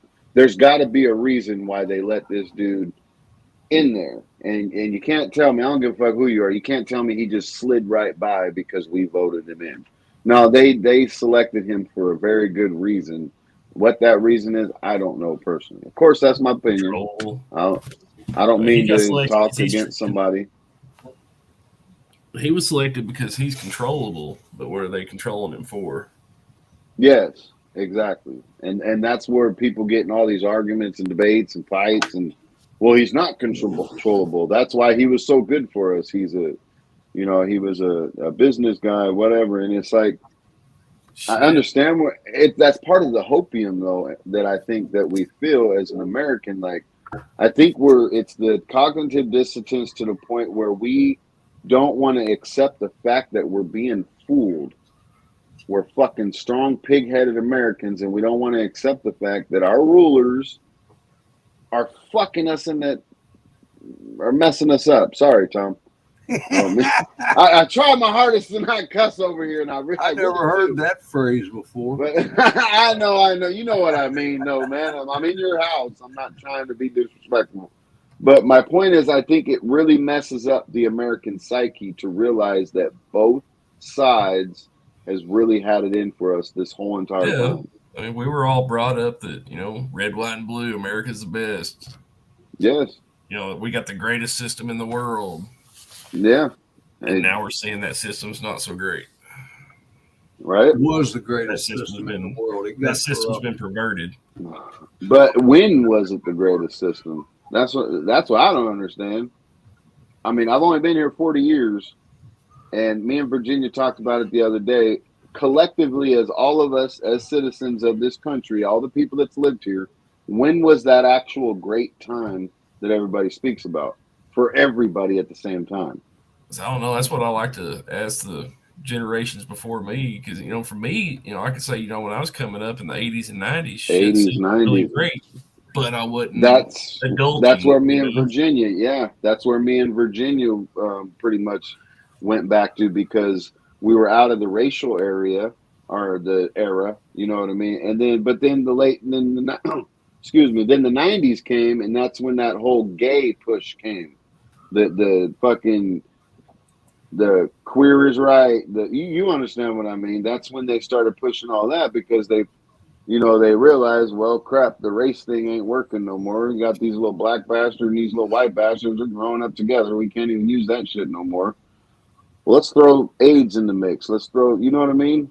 Like they were still letting things roll through it, but other than that time in our history, I just don't know where to see that all of us was great. And I go back to the 1950s. It was great. For all of us, though? Is it ever going to be great for all of us? Well, that's what I mean. I believe in the 80s it was. It ain't great for everybody in my family at the same time. True. We've never went over 50 years without a war where we was sticking our nose in someone else's business. 1865 was the end of Civil War. Then you turn right around, you got the Spanish-American Civil War, the Spanish-American War. Then you turn around again, and you had the World War I. Then you had World War II. Then you had Korean War. And then you had the Vietnam conflict. In there too. Yeah, even in the 80s, you had Grenada, and then you had Panama, and then it went over to the Gulf War. Banana Wars, the Philippines, Nicaragua. Fuck, I can't talk tonight. Nicaragua. I read somewhere, and I you almost got racist there. Do the math how old the United States is, but what, 250 years is it? Yeah, close to 250 years, Yeah. and we've been at war over 200 of those years. Yeah. So it's been very little peace for this country. War makes money. Yeah. Especially when your vice president has his hands in the ordnance companies, you know what I'm saying? And it Dick Cheney like was a saint. Yeah. And his And if daughters, you don't think so, you deserve to get shot in the face. and he'll do it. Hey, Dick Cheney even It's like shot a guy, and his approval ratings were higher than Kamala Harris. Yeah, that's like Potato Head saying you're if you don't vote for me, you're not black or something like that. Yeah. Didn't he say that? Yes. That's Yeah. flipping crazy. And then Wow. what was his other ones that poor kids are just as smart as white kids? Yep. Yeah. Yep. Oh, And that shit just You can't work in a 7-Eleven without a slight Indian accent. they beat the That's truth false with around here. facts. They're African that fucking own the 7-Elevens around here. That's weird. How it's The one that Indian really everywhere else. The one that really is when he said we beat with facts, and I'm like, what the? This dude's just lost his ever living mind. That's the point, though. That's the chaotic point. You know what I mean? It's so much chaos in every single thing. You got to stay focused. You can't see, and that's the meaning of the word distraction, to break your focus. Yeah. So I don't know, man. You know, you're into something and it's like, no, I ain't got time for that over there because I'm into this. And we got to learn that that skill. When I was there with my head inside somebody's furnace, I could not be paying attention to them jibber jabbering about their other problems because I'm trying to figure out what's wrong with this damn furnace. And I can't concentrate on your furnace if I got to hear about your, other shit. Yeah, That's a good way of putting it. Sorry, Pop. I was just saying shit. You got to pay attention.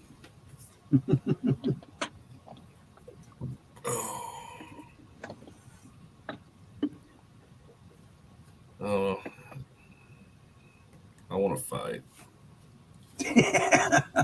Shrink, I want to kill. Yeah, Don't but see another way around it, man. But again, how would we do that, Corn Pop? I mean, really Waiting think on about somebody how that. smarter than me to make that plan. But I mean, how bad? Well, even if there's somebody smarter, I only direct it towards you because we got kids, dude. How would that look like for our kids? I know. Like we're gonna trust who to take care of them while we're over here doing this, trying to fight for their freedom and safety. Who the hell do we keep them safe with? Your fight is in your own front door, man. Yeah, well, no, that's why I constantly say the line is drawn at the beginning of my property. You step over that, that's what the fuck I'm defending. Exactly. Yeah, if it's got to there, you've lost. It's already lost. So that's why I'm saying it's like, man, damned if you do, damned if you No, don't. because there is no army large enough to hit every front door at the same time. And if your front door is being hit and I live down the street, I'm running to the neighbor's house, and 2 or 3 more of his neighbors are going to run to his house, and then they got a little bit bigger problem. And as hopefully, as this keeps growing, it ain't gonna be good for the people that want to do harm. I got kids. I got kids too. I just don't get to see them every day. Oh, do you? You got younger kids? I didn't know that. I got a 16-year-old and an 8-year-old. Oh shit! Yeah, I didn't know that, Munchie. Yeah. Well, I didn't mean to leave you out on that then. No. I just didn't know. I'm just saying. Be right back. Because it's that, you know what I mean? I mean, you're a dad, so you know that mind frame to where it's like, yeah, you want to do something. You know what I mean? Like, and that's honestly why voting is the only thing that we're able to do, unless they cross that line. But and to me, the crossing the line would be them motherfuckers coming up to my door with a needle in their hand. You're gonna get fucked up. Yeah. But hey, I'm gonna be jumping down. I love y'all. I'll call later. Are you feeling okay, man? Yeah, I'm just tired, Tom. All right, well, get yourself some rest, man. 3 o'clock in Take the a morning. melatonin and pass out for 8 hours. Yeah, I wish. Well, that's what you need. Yeah. I'll probably just take a Flexeril. I don't know what that is. Muscle relaxer. Oh, okay. No, I can't smoke for 5 years. I'll never be able to vote again. But yeah, you can influence others, brother. You know it? Yeah. You can influence others. Y'all figured out the plan yet? God bless. All right, man. God bless, brother. Well, if the people down at the cemetery can vote, then he should have a way to vote. Absolutely. Absolutely. I don't like this layout. Let me see. I was going to ask you, Tom, I know it's your channel, but can you fix that shit? We look like we're over here on the Golden Girls or the Brady Bunch or how, you know what I'm talking about with the split screen, like we're getting ready to do a dance or something. Yeah. No, the plan, Corn Pop, is it's so anticlimactic. We sit with our thumbs in our ass. Yeah, and then we vote, and we hope that our vote is counted. I don't know.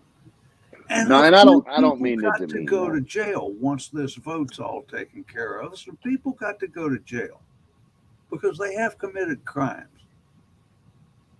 Well, bad depends crimes. on what side of the people, because there's so many crimes being done on both sides that it's like, I don't know, man. They You know, a control. whole damn bunch of them. I don't care Well, who they. yeah, no, I agree with you. I'm just But when's the last time an elected official was held accountable for anything? I haven't heard that's what one I for mean. ages. That governor of Illinois, I think, was the Oh, last one I ever heard of that went to jail for anything. that Trump pardoned on the way out the door, Did Trump pardon Milanovic or him? something like that. Blog. Yeah, they call him the Blog. I think Blogovich. Well, he did serve a lot of time.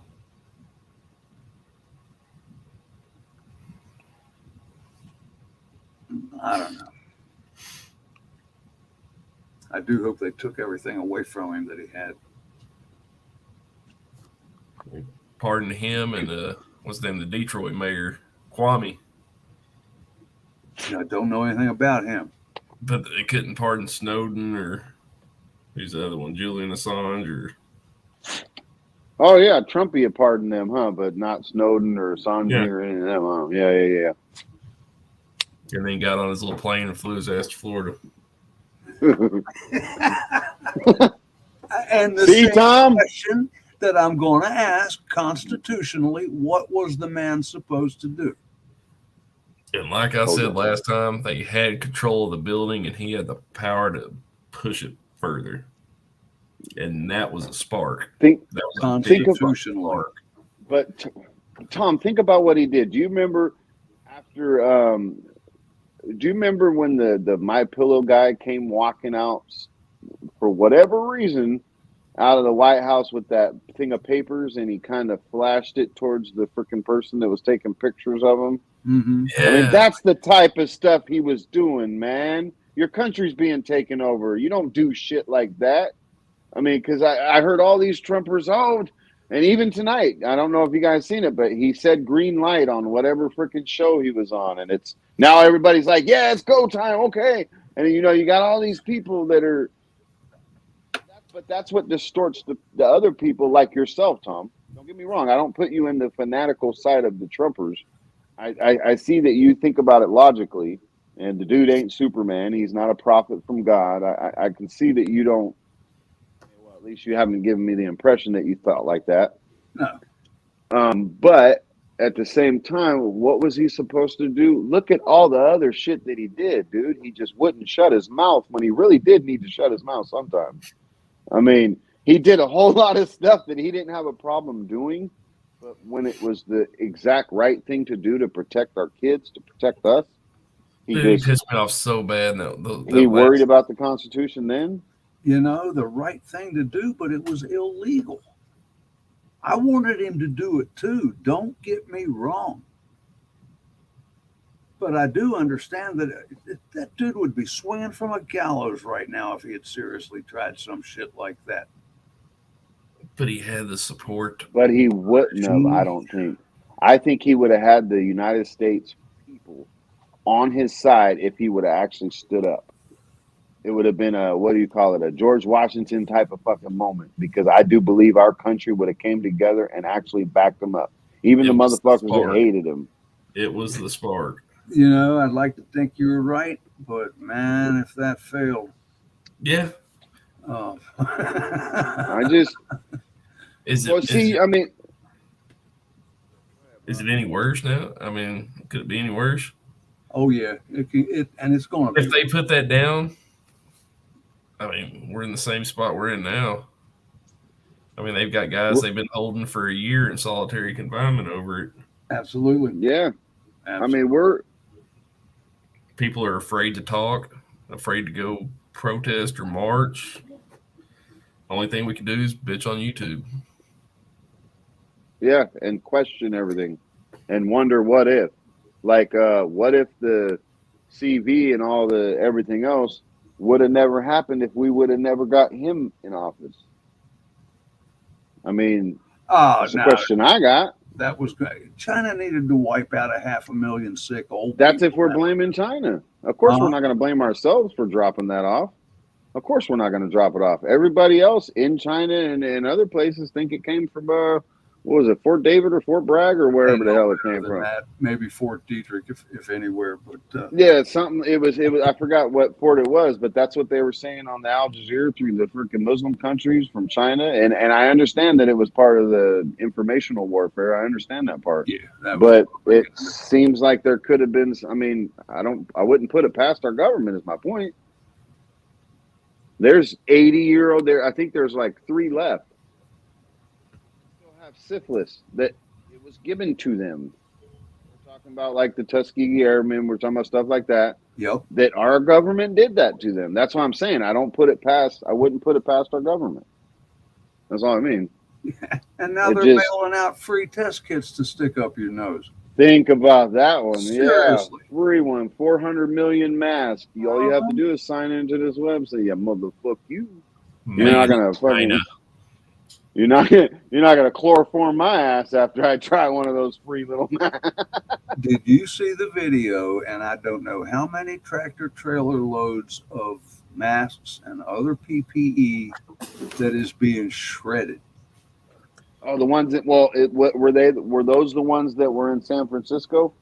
Yeah, out there I somewhere. wonder- I seen Yeah, but one were they- of like I said, out in the parking lot where they've been rained on, and we're just Uh-huh. That's what No, I was going to say. Yeah, because they were ruined because they got all wet and messed up. Well, why did they get wet? Why didn't they get unloaded and put in the warehouse where they belong?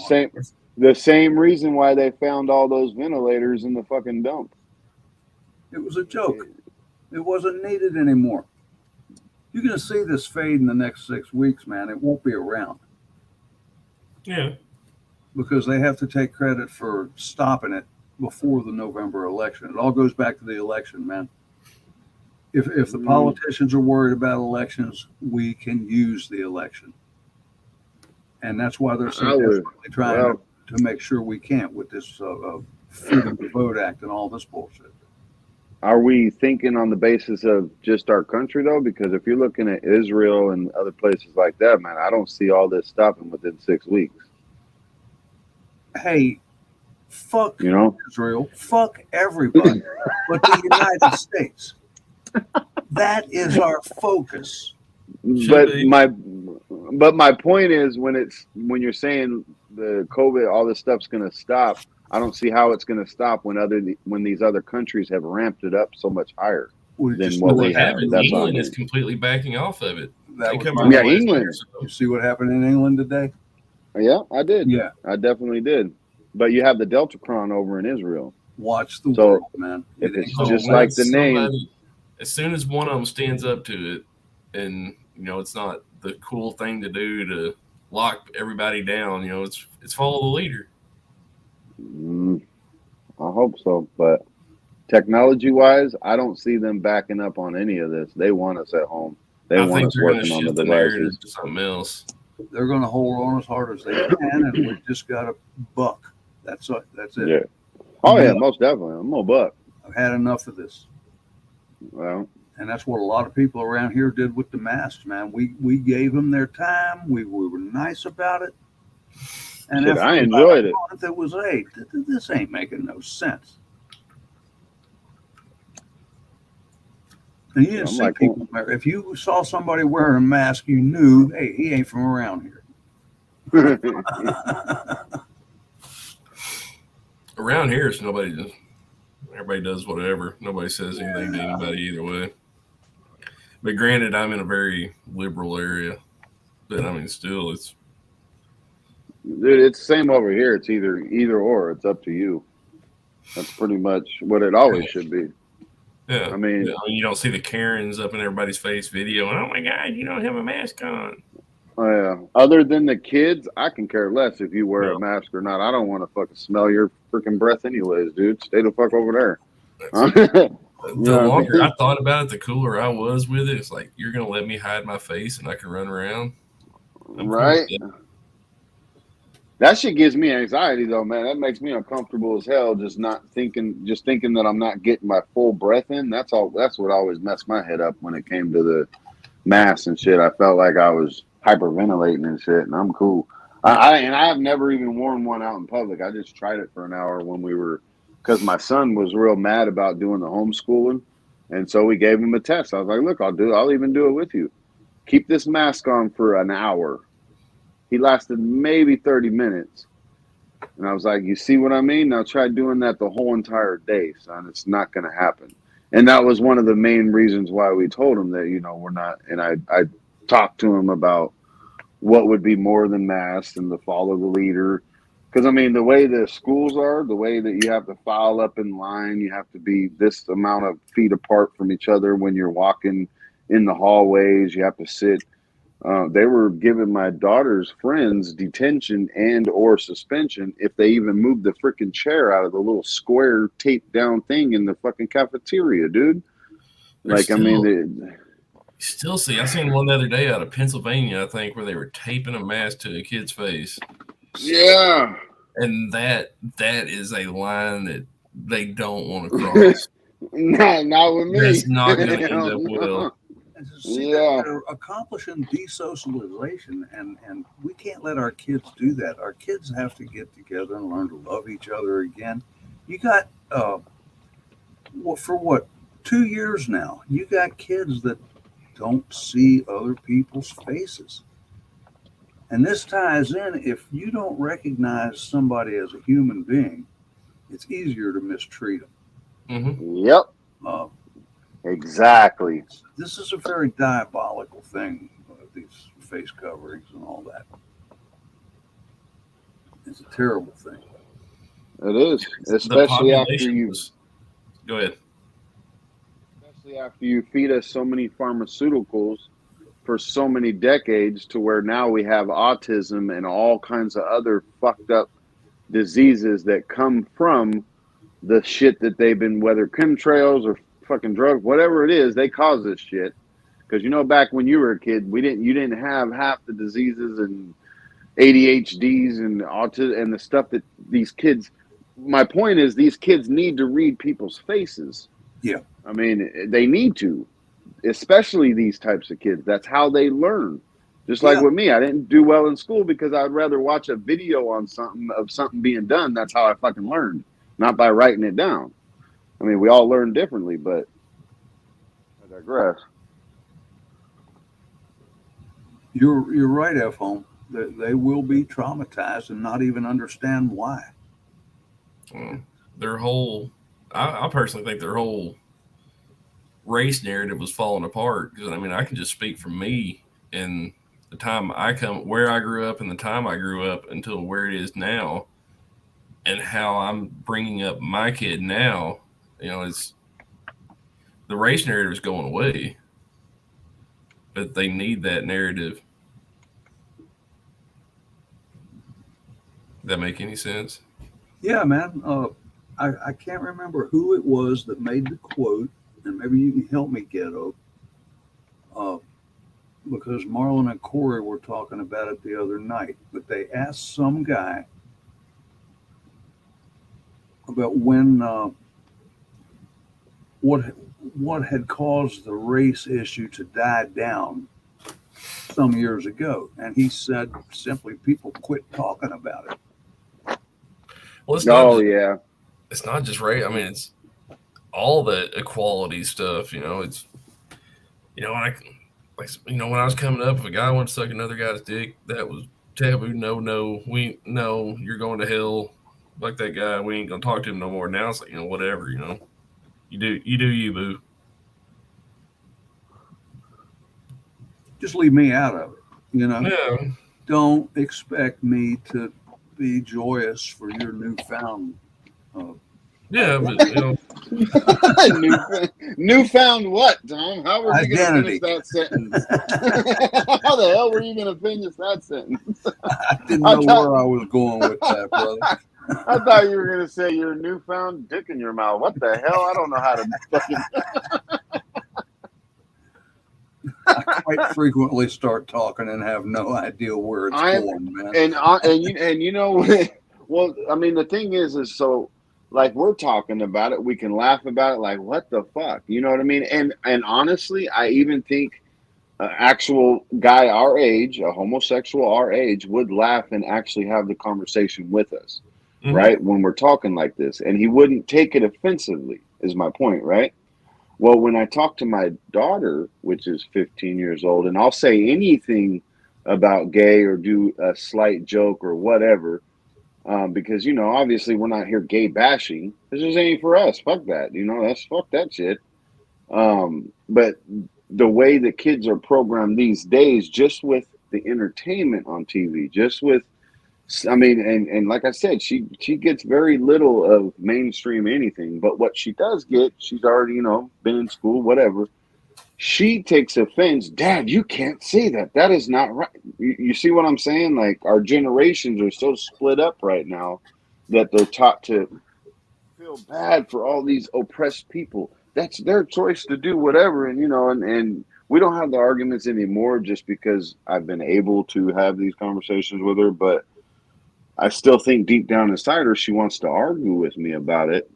But it's like, it's not about hurting people's feelings. You know what I mean? It's not about any of that. It's your perception on how you're taking what other people are saying. In my generation, we're able to talk and shoot the breeze and nobody's leaving crying. You know what I mean? They know we're not going to beat the living crap out of them just because they like a dude. I think that's fun. I don't fucking understand it. But at the same time, I'm not going to go beat the crap out of them. Yeah. That's not our place. It's not. And it never was. And logical people like ourselves is my point. It's like, if you're against it, you're a freaking pillowcase on your head wearing motherfucker. Afraid not. Right? It is our duty to make sure our children understand that this is very wrong in the eyes of God. And that's the fact of it. And if the truth hurts somebody's feelings, that's too bad. But that is the truth. Are you from around me, Boris? I said it, man. Okay. What did you say, What? Ghetto? Oh, sorry. I was looking at chat.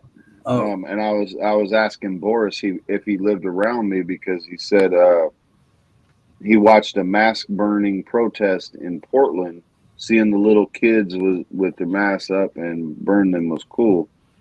I'm a few hours from Portland, so that's why I was wondering what Portland he was from. I've known Boris since shit before even this community. I didn't know. all right. So sorry, I didn't mean to talk over you, Tom. I was just No, you reading the didn't chat. talk over me. That's fine. Mm. I was done, and then you all of a sudden went real quiet, and I thought, Well, speaking of the conversation we were having, I started Googling, and I gotta go, guys.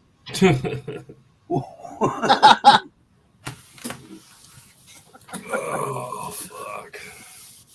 That right there, though, is what I'm worried about. That may have been a joke, but that's honestly what I'm worried about. The fact that the world is at these kids' fingertips, man.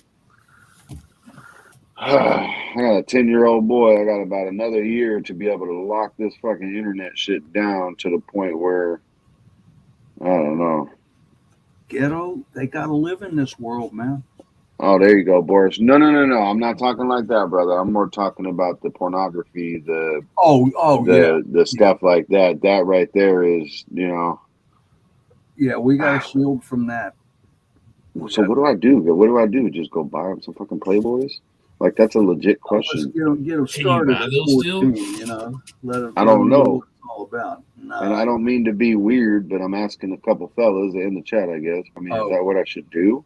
I mean, as we all know, I mean, you can't get too much or you'll fuck your head up and you'll fuck every relationship up. I can't see it any other way. You know what I mean? These kids are being developed sexually with all these pornographic sites and stuff. And they literally have every fetish, every certain thing you can even think of at their fingertips. So I imagine once they grow up with it, they get into a relationship, they're expecting this chick that they're meeting or dude or whatever, and they're going to expect them to take a 2x4 in the ass or whatever the hell that they've been watching, you know what I mean? And they're going to get pretty pissed off. I'm trying not to laugh because it's a serious thing, but it's Yeah, I like, get what you're saying. It's like, what the hell do I do? I mean, do I buy them some fucking Playboys or something? I mean, because I don't condone that part neither. I honestly don't. As a God-fearing man, I don't condone pornography, period. But at the same time, you know, that's kind of, I mean, Corn Pop, you know what's up. Truth with Tom, I mean, they had what, black and white nudie magazines, I guess, when you were young, but but you know, you would find them in your brother's fucking under his mattress. You know, you would find it through other means. You know, You didn't find anything like that in this house, my brother. You didn't find anything like that in this house. Please don't tell me you had sheep in the backyard. I did one spring actually, but Just kidding. no, man. You run a godly home, and you stick to your principles, and you protect these children until they're old enough to have a conversation with. See that your 13-year-old is not old enough to have this conversation with. Well, I have a 10-year-old son and a 15 going on 16 daughter. And she's not really old enough. She's got to be protected until she can understand that all this shit that we see is not love. Has Yeah, oh nothing yeah, to do with yeah. love. I think Yeah. a lot of it's going to come down to, you know, how they see you and your old lady Interact. the respect you Exactly. have for her. Yeah. Yeah. You know, this is how you treat a woman. You know, And yeah, Virginia, I already have that down, honestly. But You know, by example, Ghetto, you show your daughter what a gentleman is, and you teach her to accept nothing less. yeah, oh yeah, 100%, most definitely. I don't. I mean, I agree with the whole, you know, watch out, my dad's got a shotgun thing, but I don't. Ain't I've nothing wrong never with that taught. either. No, there's nothing wrong with it, but I don't out there like that. As in, I'm not trying to teach my kids out of fear because, I mean, the way I see it, that's when kids really do the opposite. You know what I mean? Like, you know, you you got to got think back kids to when you that, were that age. right?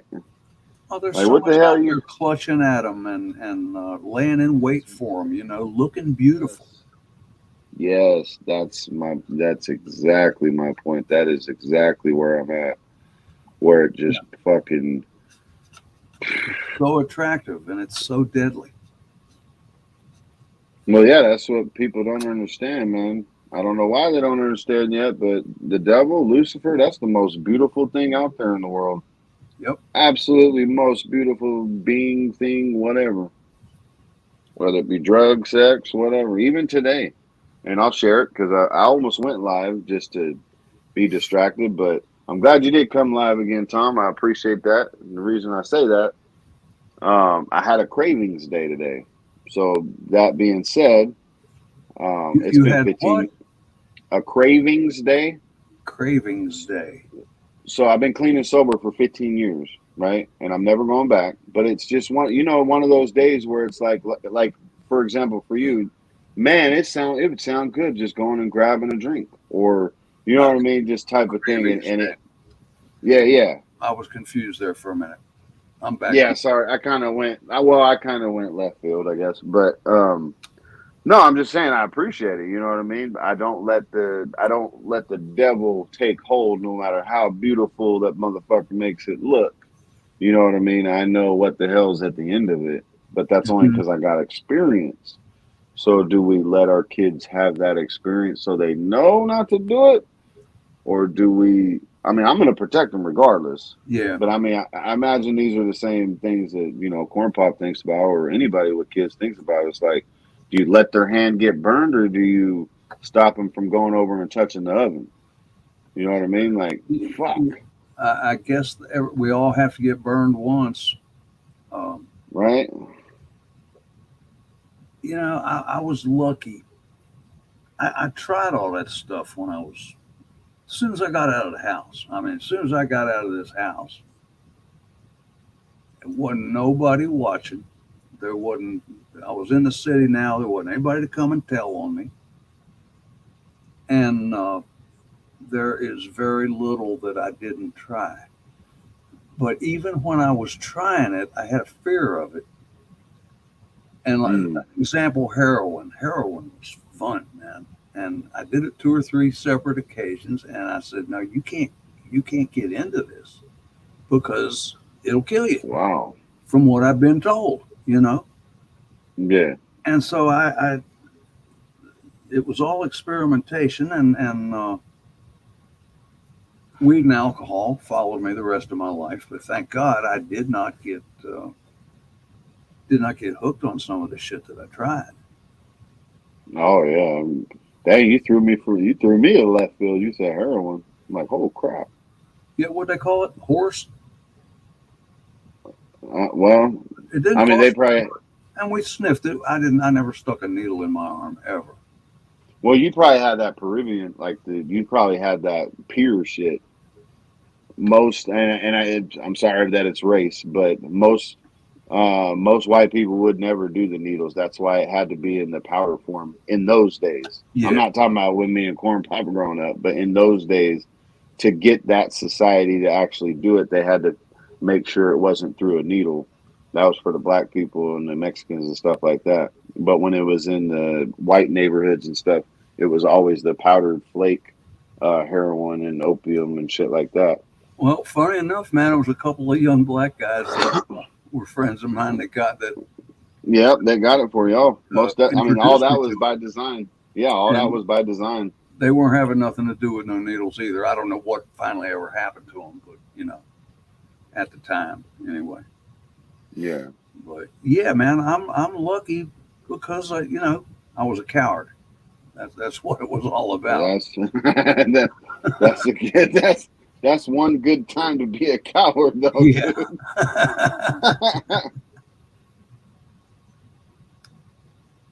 I appreciate it, Boris. It's been 15 years, like I said, but some of those days just kind of get to you, and it's like, oh shit.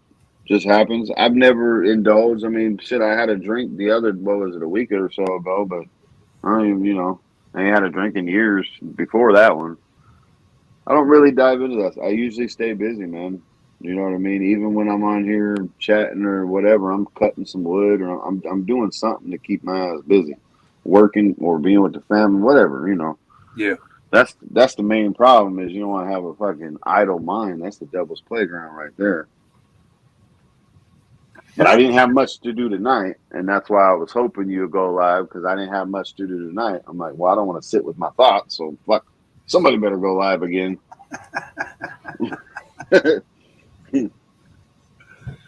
I have noticed, we discussed that beer I had a couple of weeks ago. It's coming up on about 3 weeks now, isn't it? And man, before for more than months, that beer was torturing me, man. I knew it was going to taste so good. And that night it did.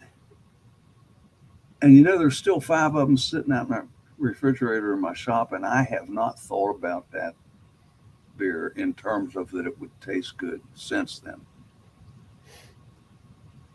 So I don't know, man. That one may have just taught me the lesson that, nah, man, you don't want to do that. But I haven't had a thought that a beer would taste good.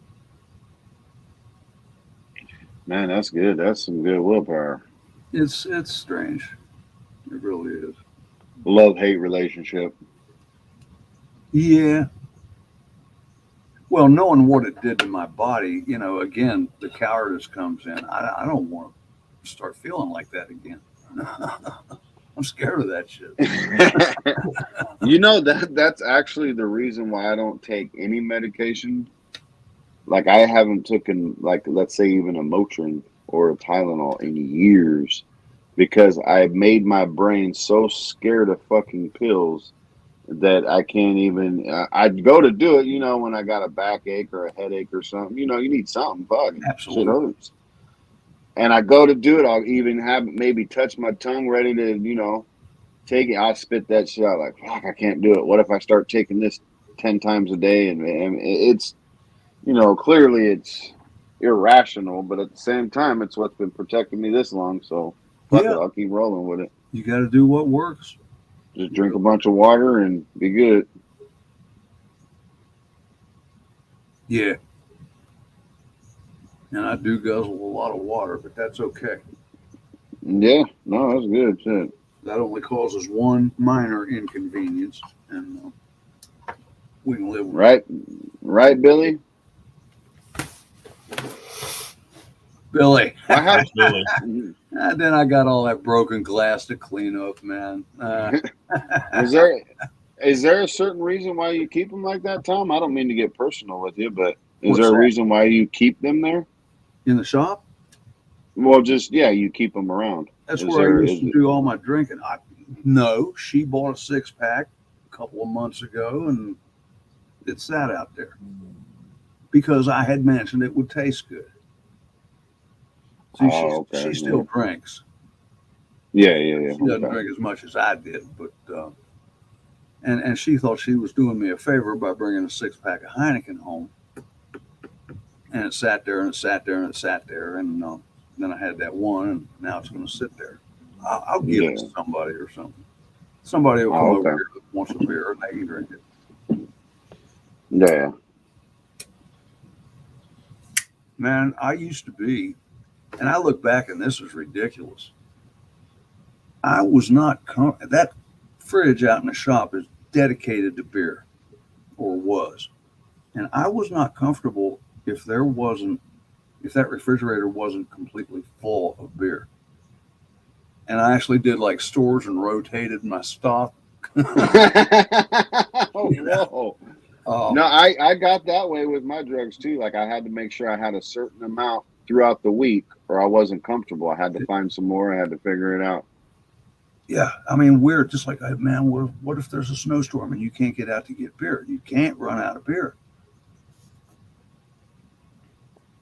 That's how the addiction works. Yeah.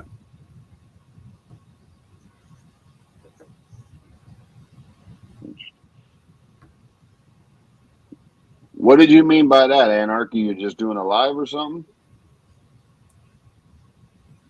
Obviously, I don't know what Speakeasy is, but Speakeasy was a place you could buy liquor during Prohibition. Yeah.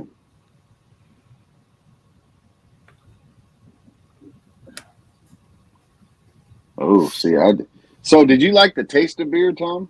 Because Eric just said, you ever tried non-alcoholic beer? That stuff's not good. He's like, no. Getting on shit-faced.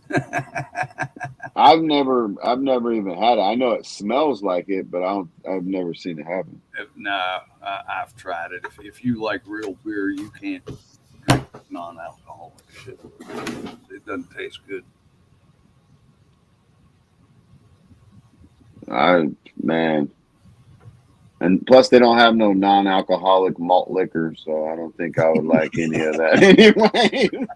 Like real talk, man. I don't like any other beer other than freaking Old English malt liquor, like that Mickey's stuff like that. I just don't have a taste for any of the other ones. I used to crave Old English, man. I was drinking it so much. That was when I was like 13 or 14. Shit. Now I wake up and just be like, oh, I gotta get that 40 in me. Now, is it actually made in England? Yeah, hell if I know. Okay. I've never had malt liquor. I don't know. Hey, Moonchild, how you doing? Really? Wow, that's... No, I mean, I don't... I mean, it's some kind of beer, right? Yeah. It's like Schlitz. Or Schlitz was a malt liquor, wasn't it? 211 Reserve, still Reserve. You have shit. Come help me out, chat, because I know you know what it is. You would have to. I would think maybe not. I don't know. Corn Pop. What's another malt liquor? It's just a stronger beer. I mean, you're talking like an 8.0. 45. Colt Yeah, 45 Colt. made them Yeah, all. there you go. I never had it. Good evening, Susanna. Good morning.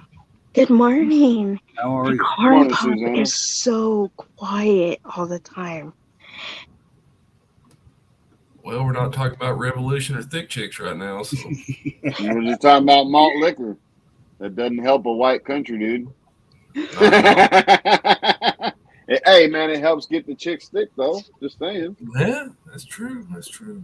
But Tom, I think the difference is the potency. That's what I've always found. Like, I mean, the potency of an old English can is like 8 point something. Oh, okay. Alcohol level compared to a Budweiser, which is probably like a 5 or a 6 or something like that.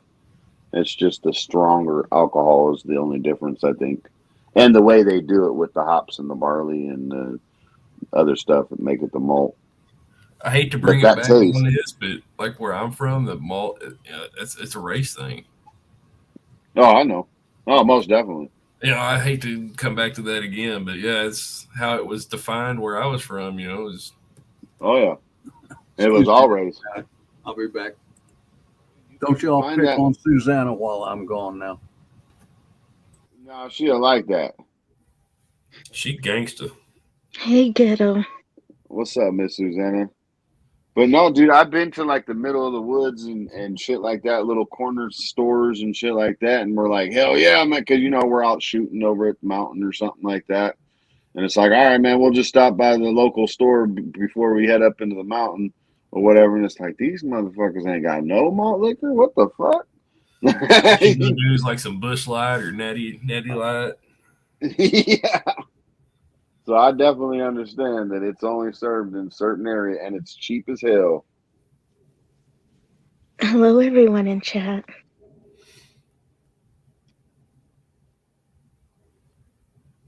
Oh, Mad Dog 2020. Oh, Oof.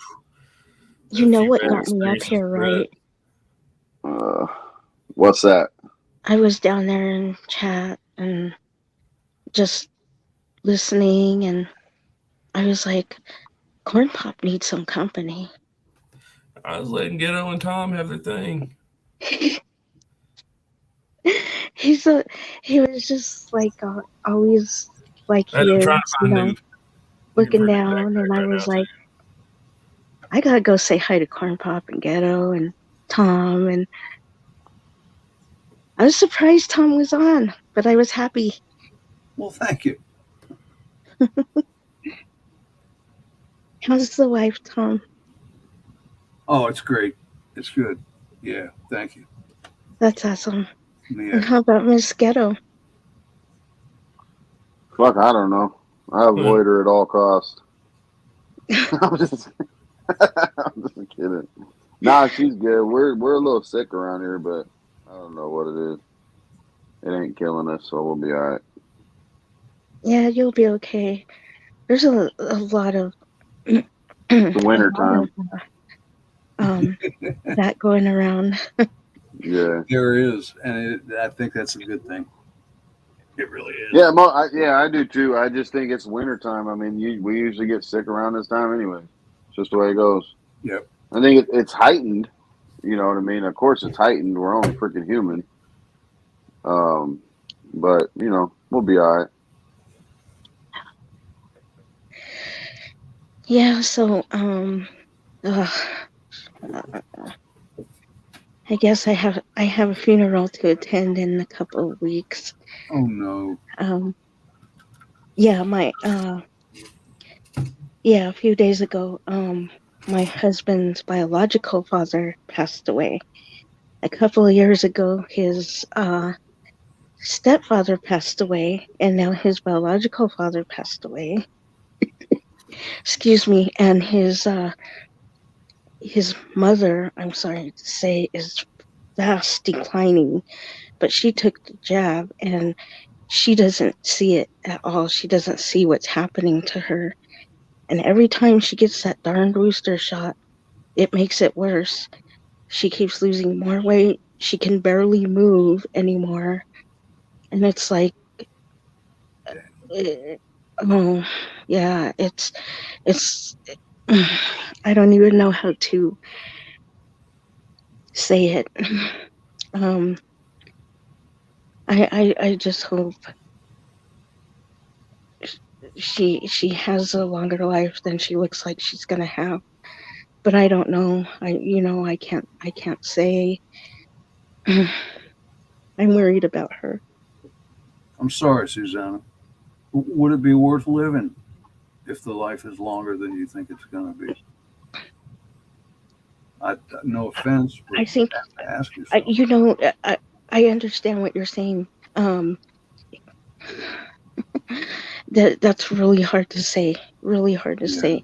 I think if she did certain things, it would, but she's not, and she won't. And it's really hard to explain because oh my gosh, somebody else died too a couple weeks ago in the family. It's just like boom, boom, boom. These things are happening because, well, some of us, um, some of them are getting a lot older. They're in their like 90s and stuff now, and um, so his uncle's mother passed away too, a couple weeks ago, and so we just got done with that as well, and it's just like,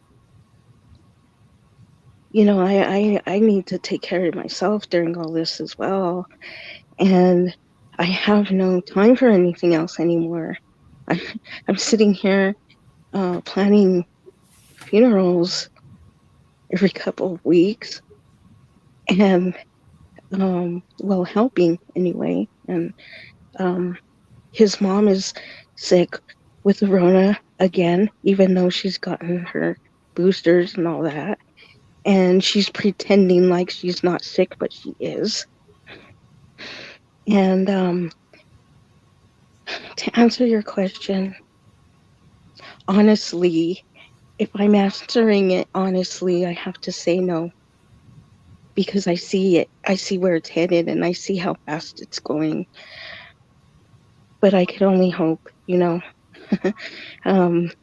at the same time, I don't know. I think I'm just missing my mom as well, and I don't want her to go because I really do love her a lot.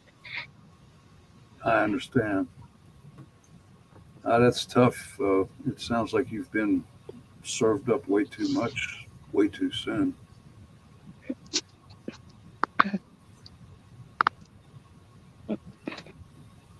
My kids aren't like, they're not, it hasn't hit them yet. They're not that phased right now by this last one. But there's also a lot of history too, a lot of bad history with their grandfather. So, yeah, that's a tricky one. Well, that doesn't help anything. Yeah, it doesn't. Can I ask how old your kids are? My youngest is 24. That's my daughter. Wow. And yeah, 27 and 30. You don't sound much more than 24 yourself. Yeah, I know. Everybody tells me that. Yeah, well, they deal with it in their own way. It's kind of yeah. read adult children. And there's a lot with this last one. I see it in my husband, like really, really heavily. He's going through a lot right now because, oh my gosh, I don't even know what to say about that side of the family. Let's just say that his dad was in the hospital at one time, and his dad's sister was in there messing with dials. That she was thrown out like 3 times of the room because she was messing with the dial. Yeah, she was messing with she's been trying to take the house from the 3 boys, because there's 3 brothers. My husband is the middle, and then he's got an older brother and a younger brother. And and she's trying to take the house from them. She's trying to take everything, anything that he had. I mean, they don't even know which wheel, because she had some counterfeit wheels Oh, and stuff, and going on, and oh my, it's just a mess. yeah, it sounds I like don't like it.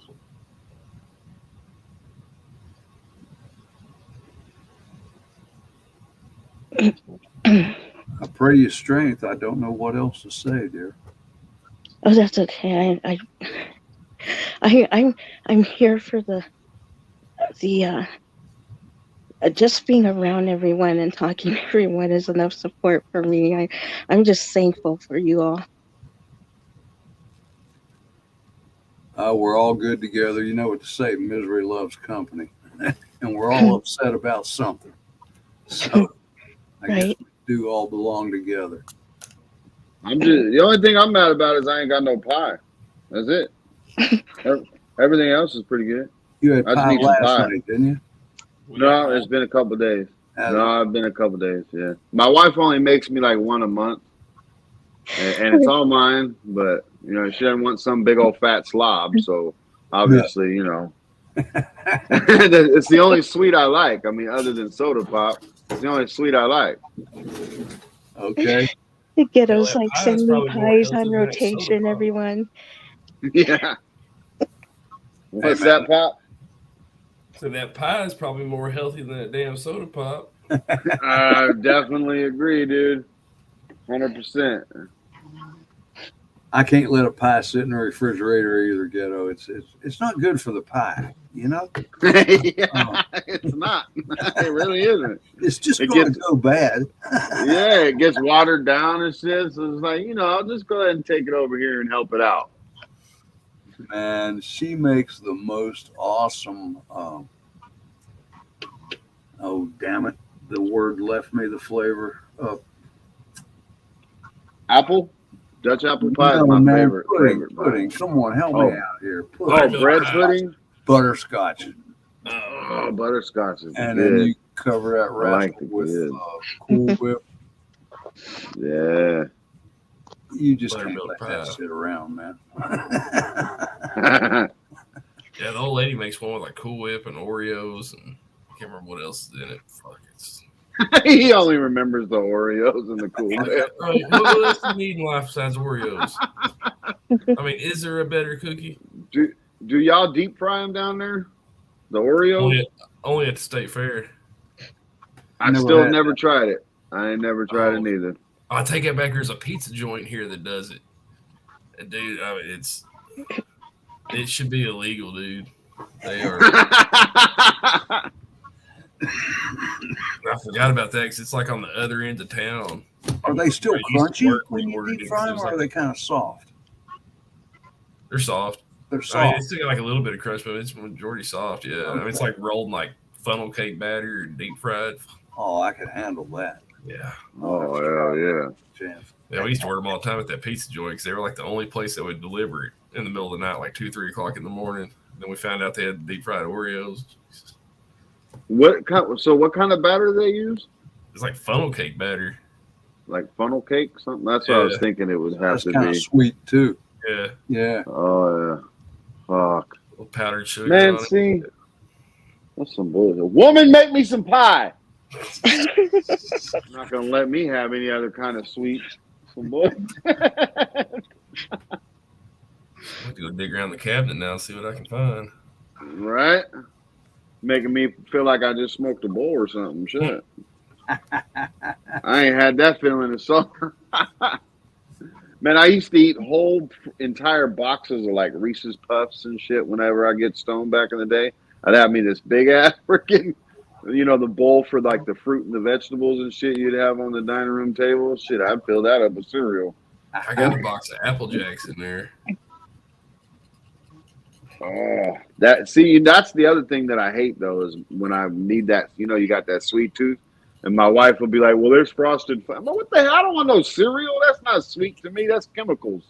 I want something sweet. You know, I want a different kind of sweet chemical. Man, I got hooked on the Cheerios. They had like a honey Honey nut. almond something one.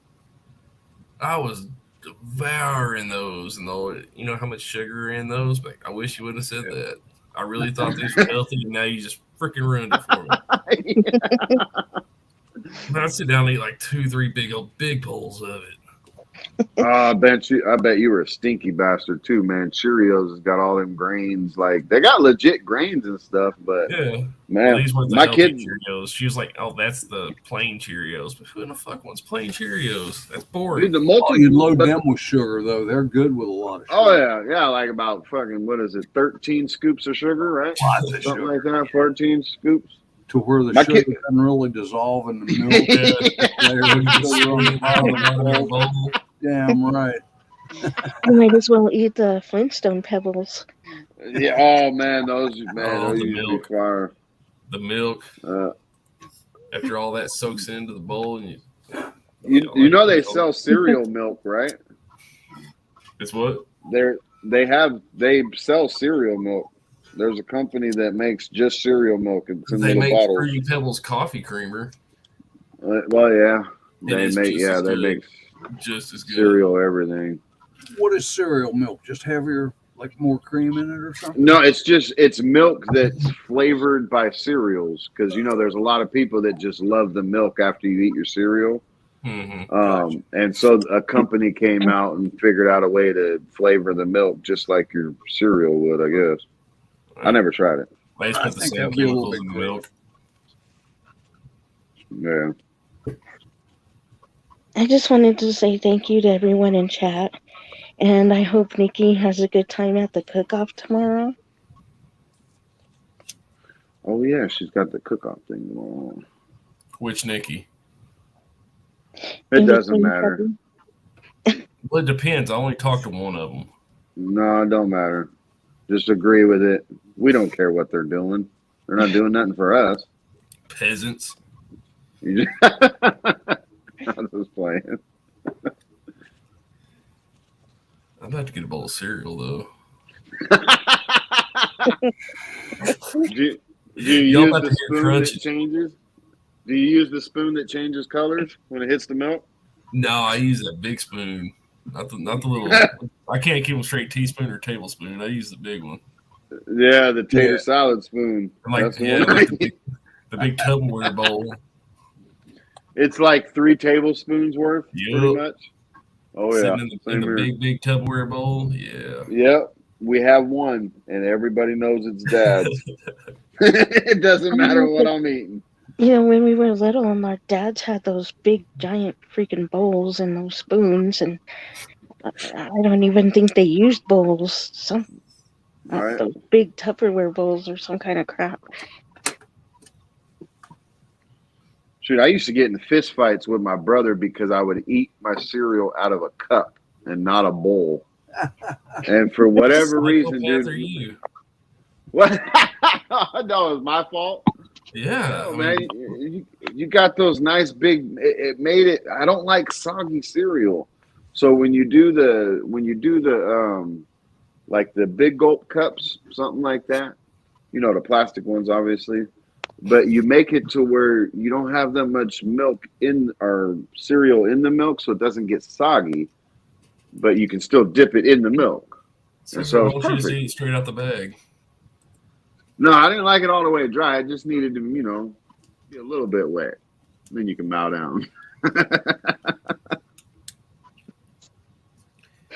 Shit, I might as well get a bowl of cereal. I ain't gonna go to bed before the kid gets up anyway, probably.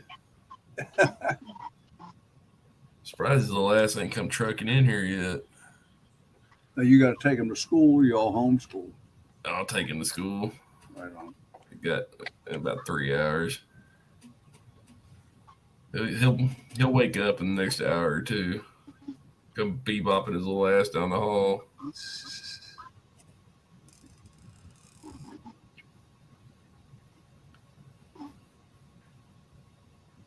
He come busting in the other night at like 2 o'clock in the morning. It's like, shit, had to bail real quick. You got like 12 seconds to try and get him back to sleep before he's awake for the rest of the day.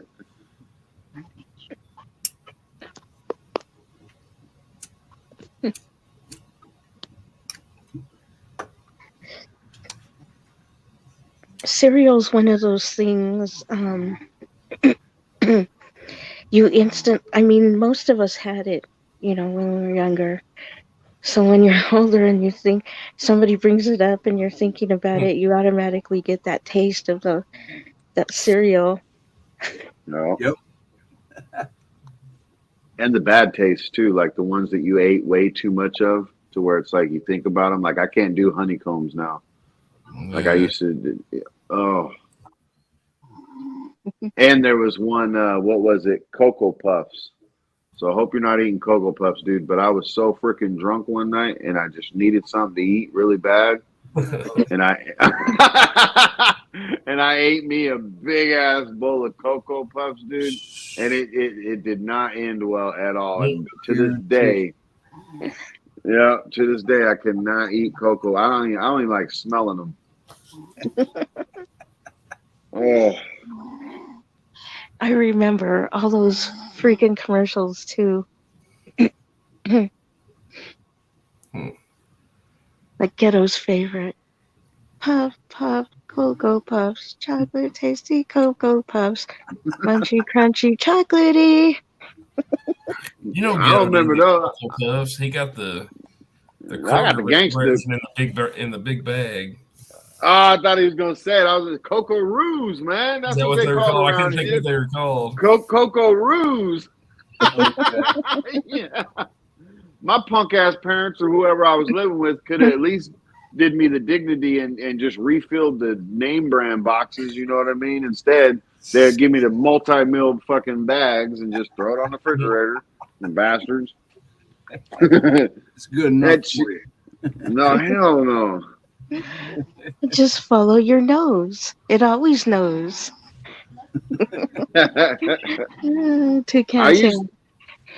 I used to love with Chex though.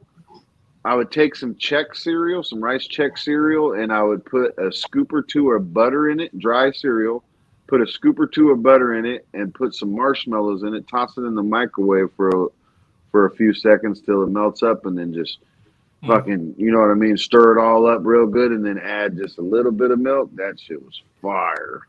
Interesting. Man, I'm thinking about that right now, actually. Yeah. Everybody got the munchies. I'm the only one smoking. I know. That sounds pretty good. I'm debating if I want to get a bowl of cereal or try to go to bed. There's no cereal or milk in this house. So, well, didn't it snow? You didn't go to the store and get loaves of bread and cartons of milk? We don't have milk. We don't drink milk here. Yeah, there's cream for the coffee, but that's all. We go through spurts. Yeah. It's like we'll either drink like 4 cartons a week and then none for like 4 weeks. Yeah, we get 2 gallons every couple of weeks, but for the most part, it's the kids that drink it. Yeah. I haven't had milk. I mean, unless it's in the actual dinner recipe, I ain't had milk in a long time. Exactly. I grew some kind of tolerance or intolerance or whatever it's called, sensitivity, I guess. But man, it's something. I mean, I never was growing up, but man, now it's my wife don't want me to drink no milk. I'm gonna clear a room. I ain't trying to be nasty, but man, I just don't mess with it. Yeah, my uncle brings me a gallon of milk every week, and we don't hardly touch it.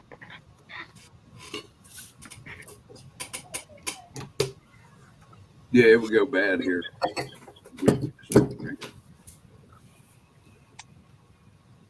Well, Tom, it's good for your bones, right?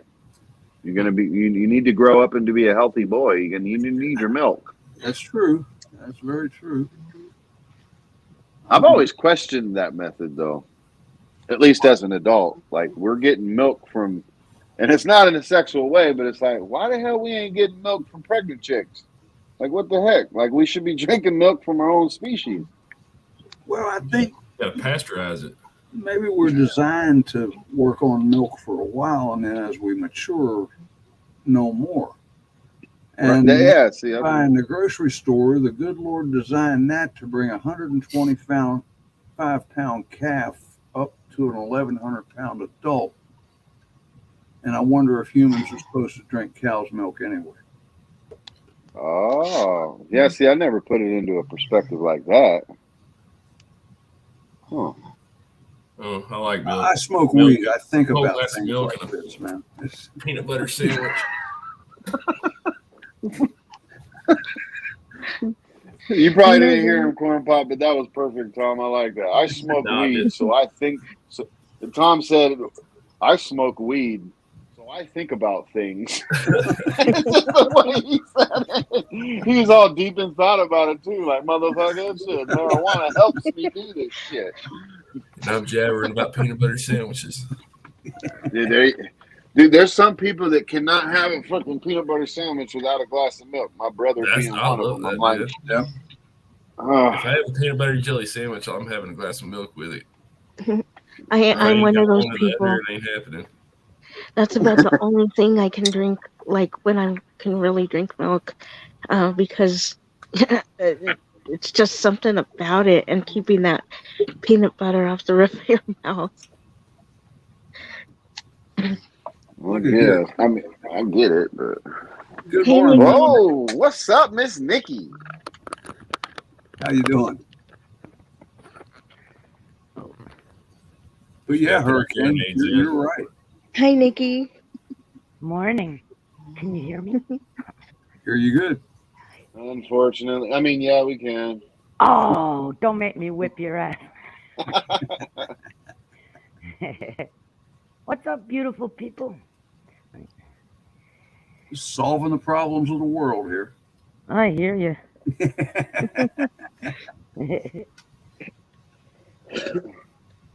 And milk is one of the worst ones.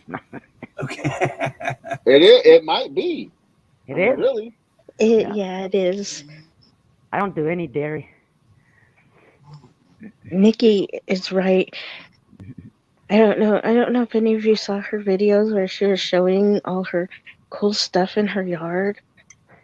But oh my gosh, she has where she is now. She has the most awesome fruits and stuff growing around. Yeah, I'm Nice. lucky. Well, you're in a completely different environment tonight. Did you move your studio or? Oh no, I'm in the garage. I'm just sitting on this wall. I'm still in the garage. I am every morning. Doesn't looks like a nice room. It doesn't look like a garage. Yeah, it's the back. Yeah, nice room. No, an office. No, Oh, it's a okay, mess. now I see your box. Yeah, usually you see that viewpoint. There you go. All right. I feel better The rest now. of the mess. She changed it up a little bit. Went to the left side of the garage now. Yeah, well, Yeah, well, I change made upsets myself me. like a little workstation here, you know, so Okay. all the plugs are over here. Yeah. Funny how you say that, Tom. Like I don't think of your house anywhere else other than your living room. I'm over here like, man, is that couch fold out? Maybe that's his bedroom as well. He doesn't have no other house other than that little room. Like I'm just thinking you live in like a little old 1-bedroom cottage out in the woods. That's it. I'm not really married. That girl just comes in to make it look good. Yeah, the couch does fold out though. You're in a studio Yeah. with no walls on the left or right side of you.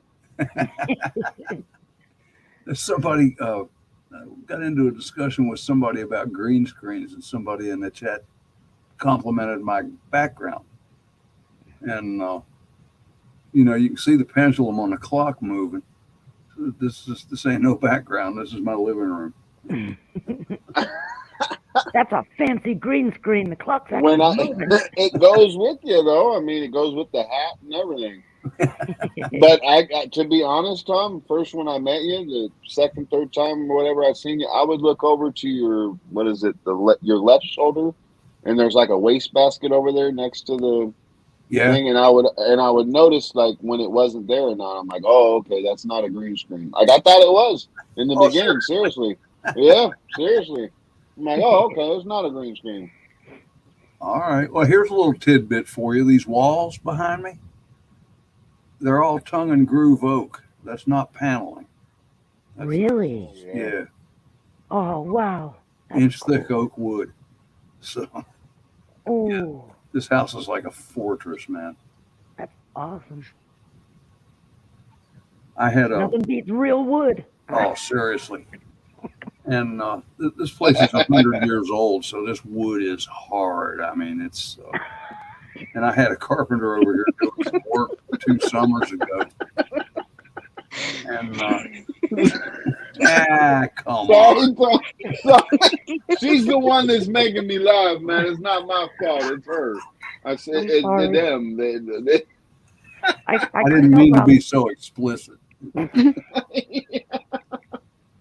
Making an old man blush. I'll be right back, I had guys. this carpenter working here, and he could not drive nails. He had to drill holes and use screws and everything he was doing. And he finally stopped and he looked up at the sky and looked around, and he said, "Man," he said, "it's a shame there was no lumber in Riverton when this house was built." And I said, "What do you mean, Mike?" He said, "All the lumber in this house came from the Riverton steel mill." Really? Of course, he's used to working with pine, so it was different for him. Awesome. V. I couldn't help it. That is pretty cool, though. I love wood. That's what I loved about this little place when we moved in, because he did this really thick, not the cheap little thin panel things. All the ceilings are done in here, and then it's got beams every few feet. Oh, nice. I love that. And then I don't know what kind of wood it is, but there's a little like an accent wall in the living room over there. But it's got all the holes in it and the worm holes, Oh, it's that's so neat. chestnut. Okay, it's awesome. Wormy he did that chestnut. as That's an valuable accent wood. wall. Oh, it's Wow. gorgeous. Yeah, it's really nice. Nice. It gives it a warm feeling in the room, Uh-huh. with all the wood. I like it. I've I always loved the smell of wood too. Like Yeah. there used to be a huge mall when I was younger called Cinderella City out here. And there was they used to have I forgot what they call them, like walkways, and one of them was called Shamrock Alley, and Shamrock Alley had all the wood furniture and all that type of stuff in it, and I used to love to go down there just to smell the wood. Yeah. Oh my God, I'm not saying anything. And then my husband, when I met him, he was a supervisor, where they used to work with saws and, cutting all the wood and stuff. And so he'd come home smelling so good. Natural perfume. Yeah. Right.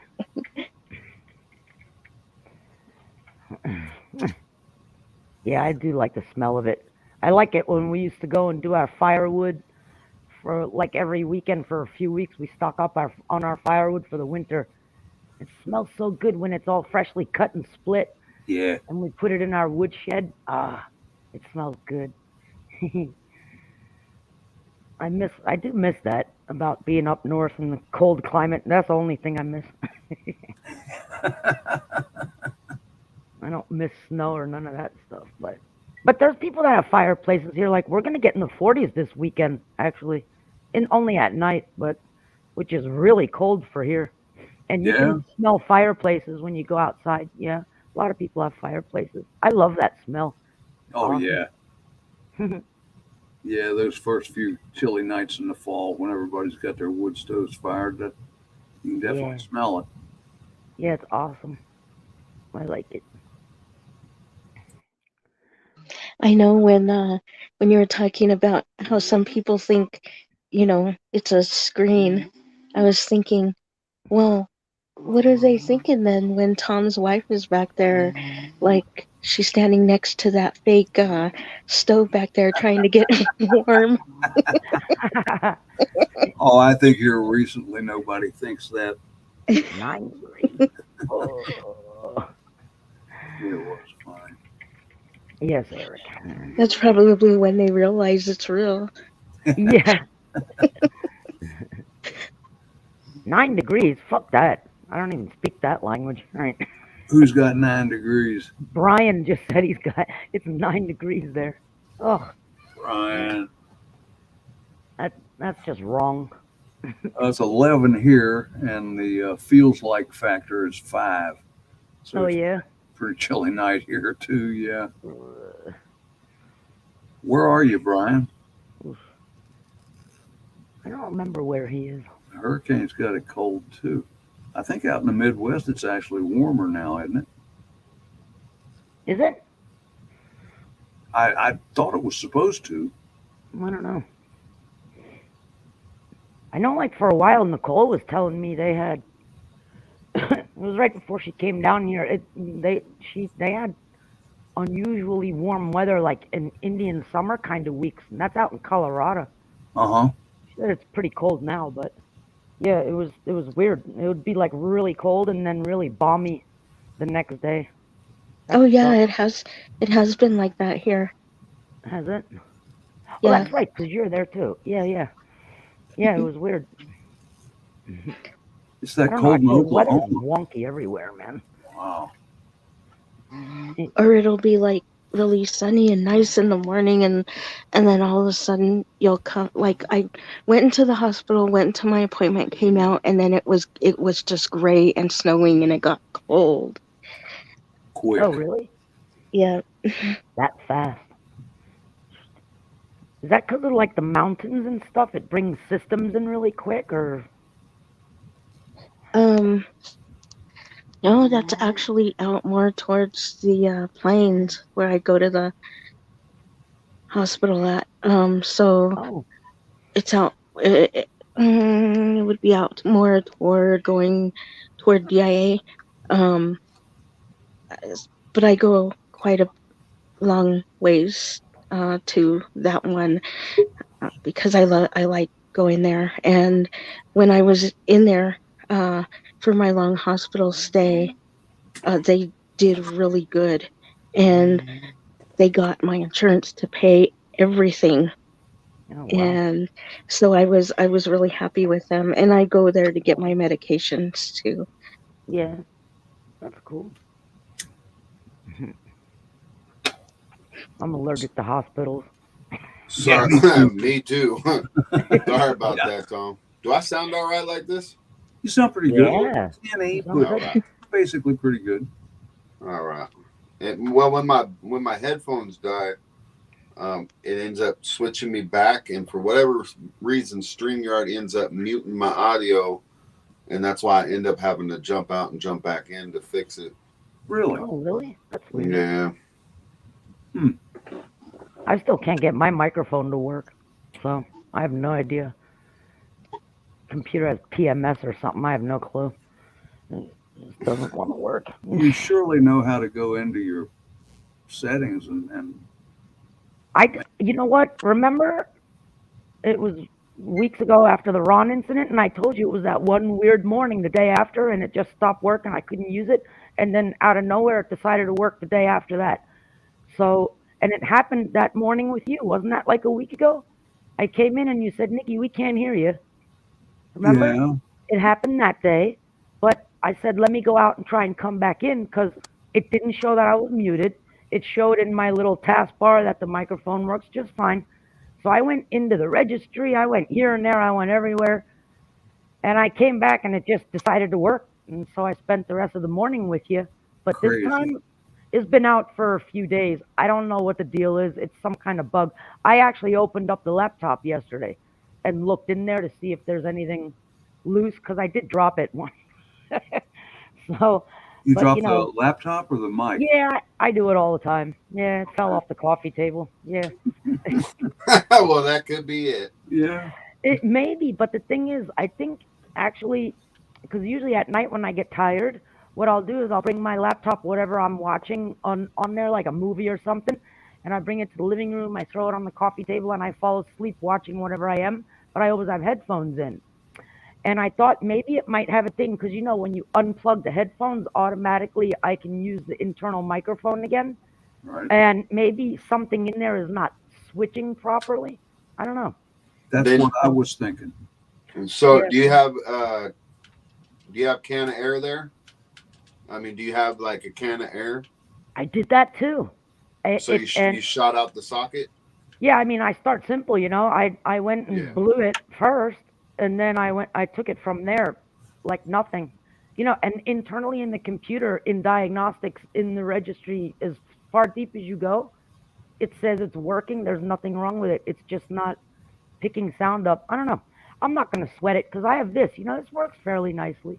Yeah, it works a little bit better if you ask me. I was going to say, because you said, mine has a tendency to be loud as well, right? So this one I have low, and it's nice. It's comfortable. So it's all good. I don't mind. I don't need it unless I'm talking to you guys or I do it my thing, so whatever. It doesn't matter to me. It's just another one of those things. Where'd Corn Pop go? He went to dive into the cereal box? Yeah, I think so. Yep, all that cereal talk. Man, I'm hungry. Oh, Knoxville. Knoxville's cool. I've been there once. Sometimes I'll have to click on this little speaker on my taskbar down here and go in and tell the computer which mic I'm using. It usually changes back and forth automatically, but sometimes I have to physically change it. Yeah. So that's what I was asking.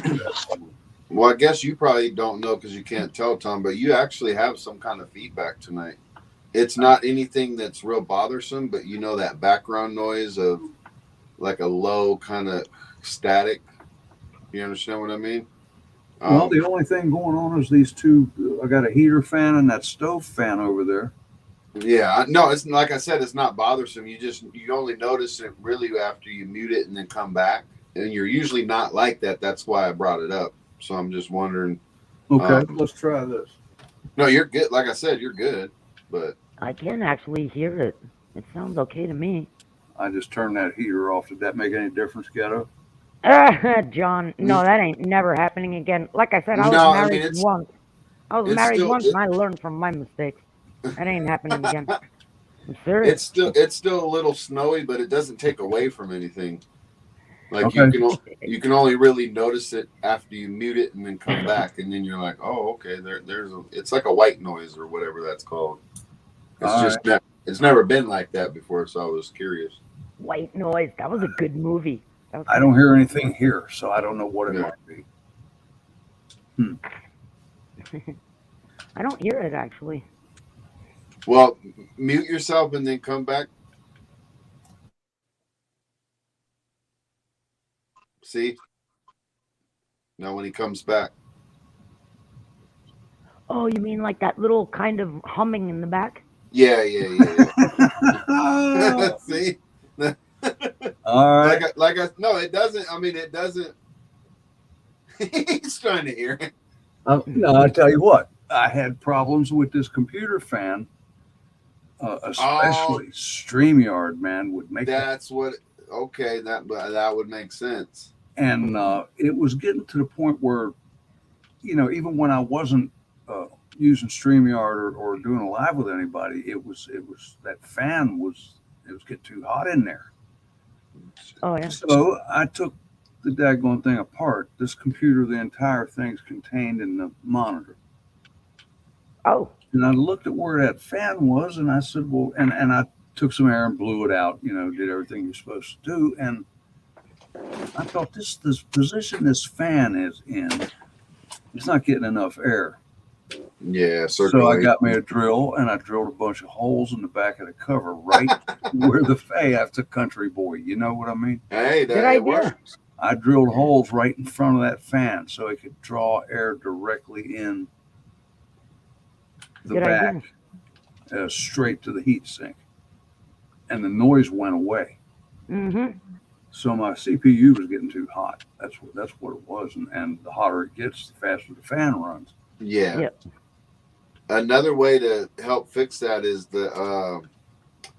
it's called silver. Shit, I haven't bought it in so long, but it's the adhesive stuff. They actually have the pads for it too. But you take the heat sink out and you clean all the little. It's the silver putty that they use so the heat sink's right above the fan. And what happens is that gets dried out sometimes, and so it stops working. But it's basically something that you need. It's like a glue type thing. That stuff absorbs heat too. Yeah. It Okay. absorbs the heat, and then your fan wouldn't have to run as hot. Maybe I'm just tired, but the name of it's freaking Heat trap is what they call it in the heating and air conditioning trade. Because there are certain times you'll be soldering a component like into an air conditioning unit, yeah. and there'll be something else real close to you that will be damaged if it gets hot.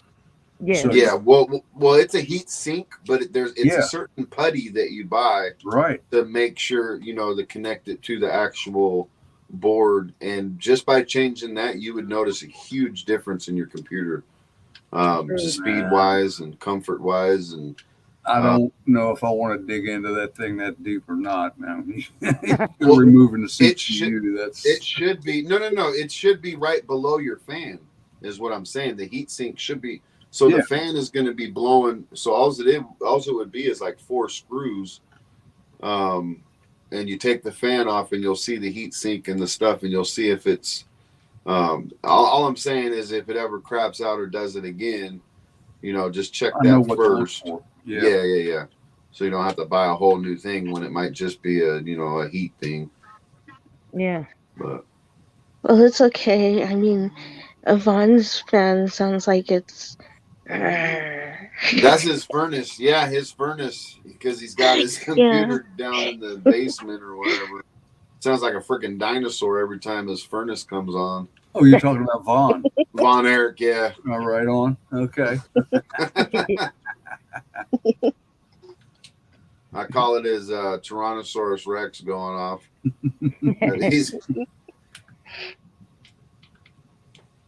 Someone uploaded for him. Oh, I'm watching chat. Oh yeah, there's still a chat, isn't there? Yeah. When I'm on my iPad, I usually don't look at the chat. What the hell's up with this urgent 5G warning in the airplanes and stuff? I don't know. Nicole was sending me a bunch of links on that over the last couple of days.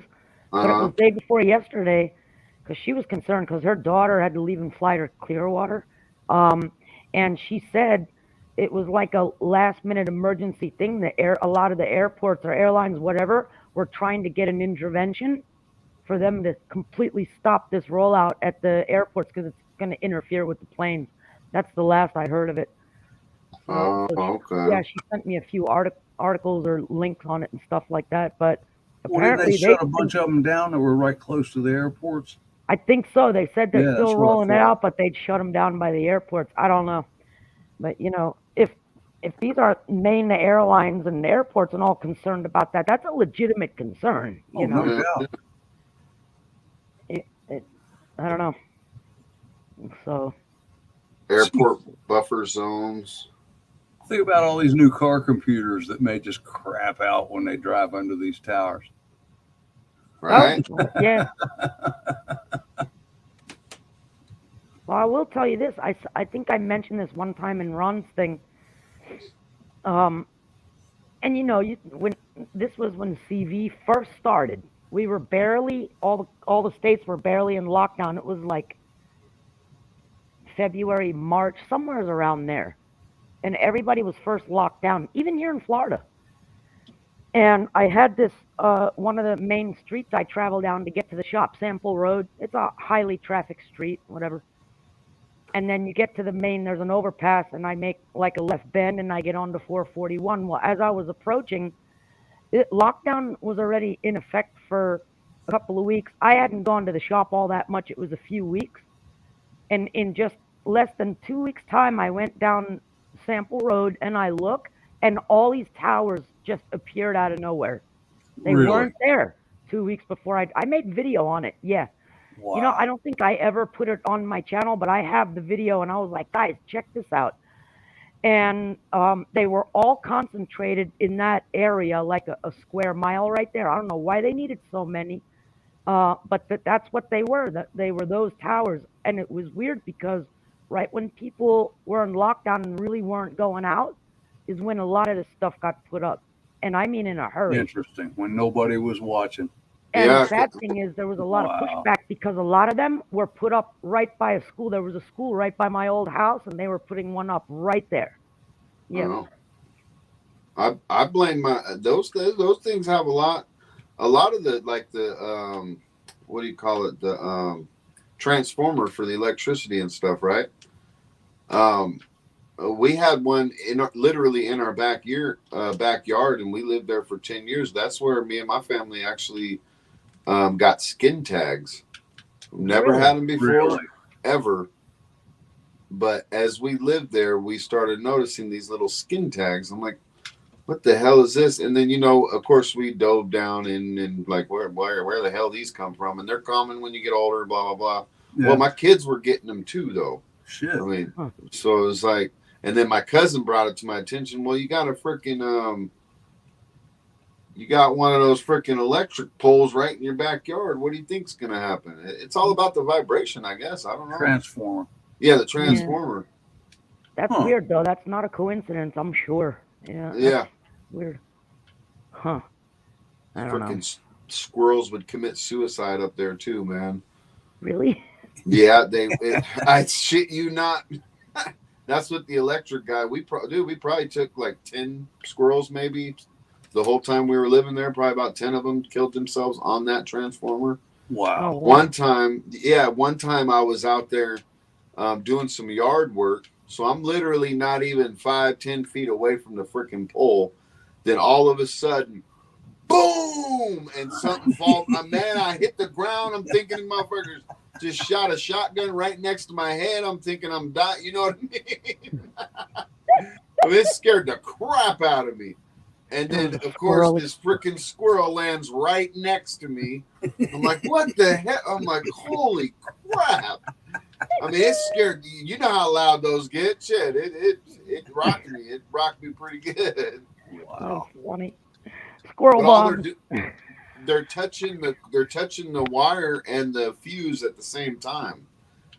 And once they do that, it blows the fuse to protect it and stuff. Damn it. I had a hair in my mouth. Yeah, that sucks.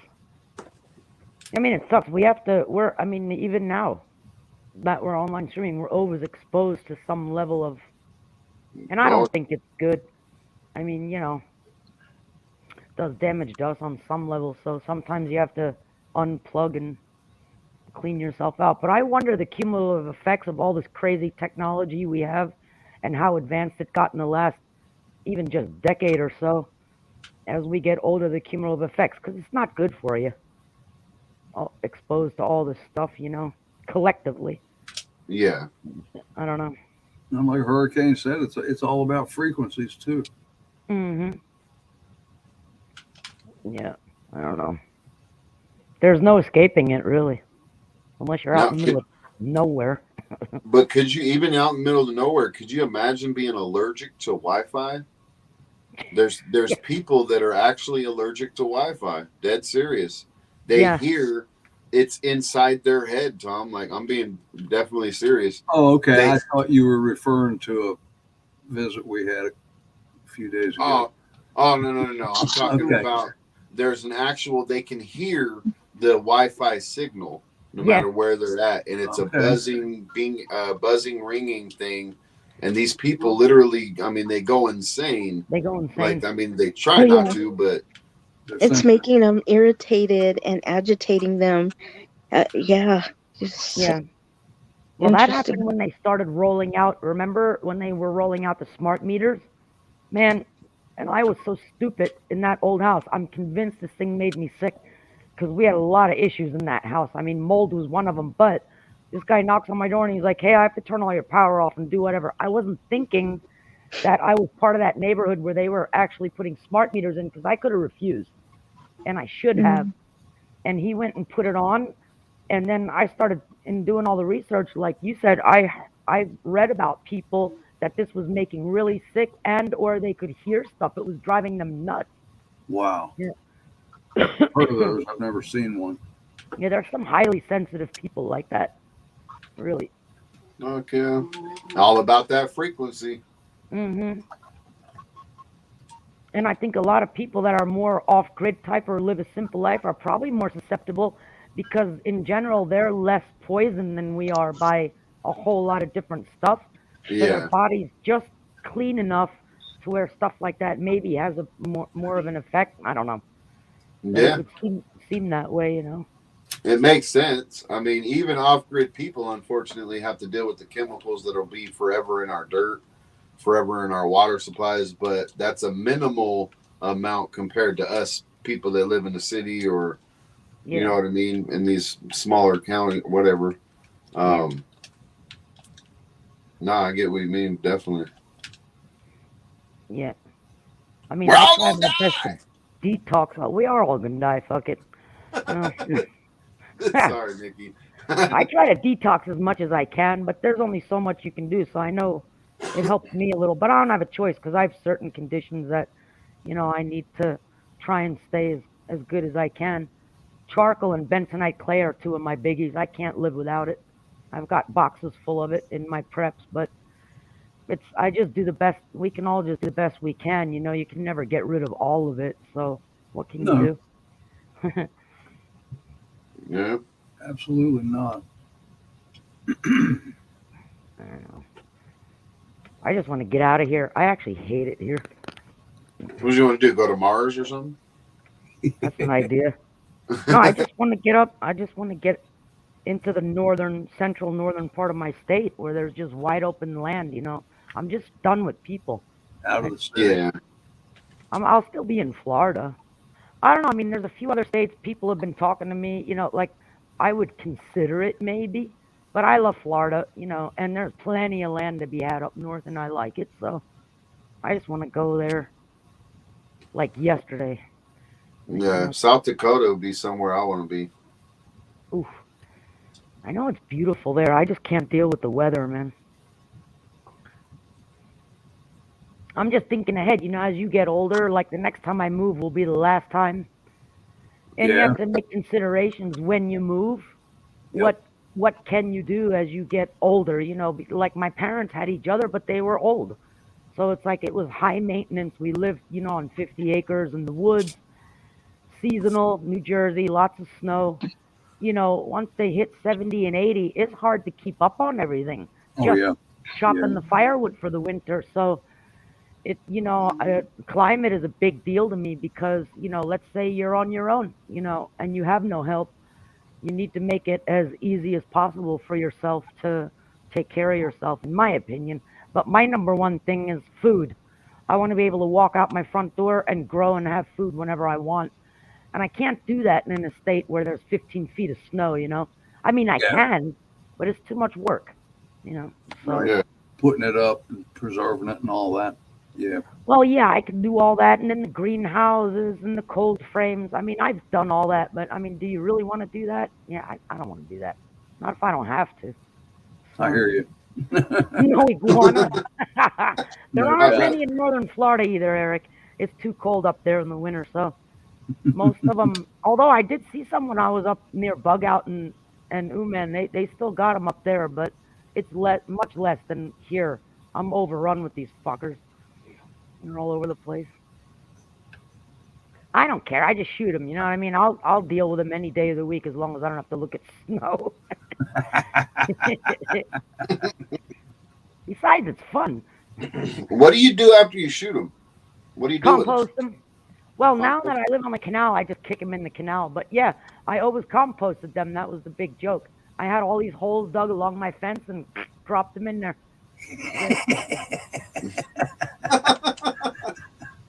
Twice I threw them over the fence into my neighbor's yard because I hate the ditch. Yeah, I compost them. You're Great. one of those neighbors. Uh-huh. Yeah. Yeah, I feel sorry Hurricane, for the we're in guy a that big digs up the limestone there. backyard and finds all the bones. What kind of serial killer lived here? I've never seen a wild lizard. I mean, other than like a salamander or something like that. But never seen no big old freaking iguanas and shit like that. That'd be just weird. Yeah, there's Oh, an iguana graveyard right over the fence. Yeah. Big one. Yeah. Oh, There's they'll be probably- dropping out of the trees here over the weekend, won't they? You're going to get cold down there. I don't think they predict 47, Nicole, right? I love it. Morning, Nicole. They're predicting 47, 48 degrees by Sunday night. That's not quite cold enough Not for them cold to enough. drop yet. It slows them down a lot. But when we get the super cold snaps like the year we had, it was like 5 days in a row. It was getting high 30s, low 40s. They were just dropping out of the trees like crazy. So I hope we have a few days like that. That'll be great. Because they're always sleeping at night in my mango and my avocado trees. So there'll be a lot of thumping in the wee hours of the morning when they fall out of the tree if it gets cold enough. Yeah. And I'm just gonna chop their fucking head off and kick them in the canal. Yeah. Easy. Serious. Take a machete out there. Fucking kick him in the canal. Mercy. No mercy. You're a rough one. I am with the iguanas. Yeah. I hate them. Oh, jeez. Can't help it. Yeah. They're a nuisance. So whatever. I'm doing the country a favor. No doubt. It's good exercise. No, I'm joking. Are you supposed to? I mean, obviously, do whatever you want. I'm just wondering, like, is there so many of them down there that you should Yes. kill them up? Yeah, Yeah. they lifted the regulations over a year ago that now it was stupid. They said they're invasive. You can kill Okay. them, but you can't trap them and bring them somewhere. You can only kill them a certain way. I'm like, what should I do? Put like a fancy sweater on this asshole before I kill it? They're going to tell you how to kill it. So about a year and change ago, they lifted the restriction. It's full on war now. So there's a lot of iguana hunters down my way. Nice. But the thing is, if you listen to that one chick, she has a big channel on YouTube. She said as many as she kills every week, we're not even making a dent. We're barely. Wow. They're reproducing faster. You can get rid of them. I have a few 1A, 2A. I have one on the ready all the time. I'm always out there with my rifle. That's how I nail the bastards. Yep. Yeah, And I have a Nikki's crossbow. and Nikki's always been safe too. And well, except for the iguanas. Yeah. Yeah, I have a crossbow and a few rifles actually. So they don't. It's a bad day for them when they hit my property. They don't leave. So, I mean, you probably have you ever eaten one, Nikki? Oh no, and I never Are- will. Are they an edible species? Yeah, down south, especially with the South American and Caribbean populations, they love eating them. Yeah, I think we had this conversation earlier this morning or last night, yesterday. Yeah. I guess so, huh? Yeah, I'll never eat them. Ron was on a mission his entire career to get me to eat these fuckers. No, I'm not eating them. They're nasty. Well, I mean, it's Ugh. good. It'd be a good shit hits the fan kind of meat source, I guess. You got so many of them.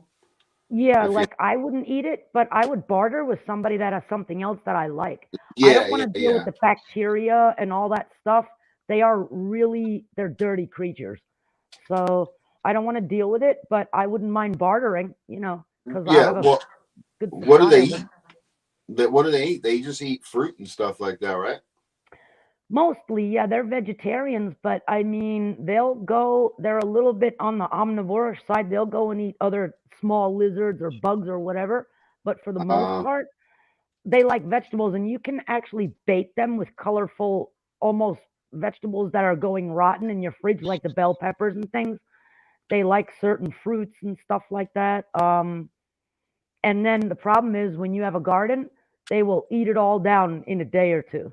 You have to be Yeah. careful. Yeah, they Yeah, I can destroy see your that. garden. So they're vegetarians, but they're disgusting. Yeah, they're nasty, Lorac. Some of them do come at you, and they are mean. They How never big? don't with me because they don't get close enough. With How my They own big? have serious teeth too, don't they? nasty teeth, and if they Yeah. bite you, you'll get a serious infection. You can die from it. That and from their tail, they whip you and can stab you with it, and you get infections that way. They're nasty. Yeah, I know they can Yeah. whip you with the tail and stuff. How big do they get down there, though? Well, I had that one thumbnail when we moved in here. Just the body of this fucker going up my mango tree was this long, and then his tail was Holy another few feet. Oh, they get crap. huge. Yeah, they get big. I didn't know. I mean, I had one when I was younger, and we definitely don't have them wild out here. So Yeah. that just, it trips me out. And they've got those spines on them. It looks like a dinosaur. It's a creepy, ugly looking thing. Not something you want to come Yeah, face to yeah. face with. Yeah. And I they don't can even be know mean. why. I don't even know why I got it as a Christmas present one year when I was a teenager, but it was like, I don't want this fucking thing. Oh yeah, I remember you were saying that. Yeah. I mean, sincere thought, but I'm good. Like, I was never into animals that just sat in cages and stuff. You know what I mean? That's not a pet Yeah. to me. No. And then I ended up forgetting him, and I burned him alive or something with a heat lamp, and he starved. And I mean, he died a bad way. I felt bad because Yeah. I didn't take care of him. I was like 16 years old, man. What the fuck? Oh yeah, I remember you were talking about that. Yeah. Tortured by neglect, huh?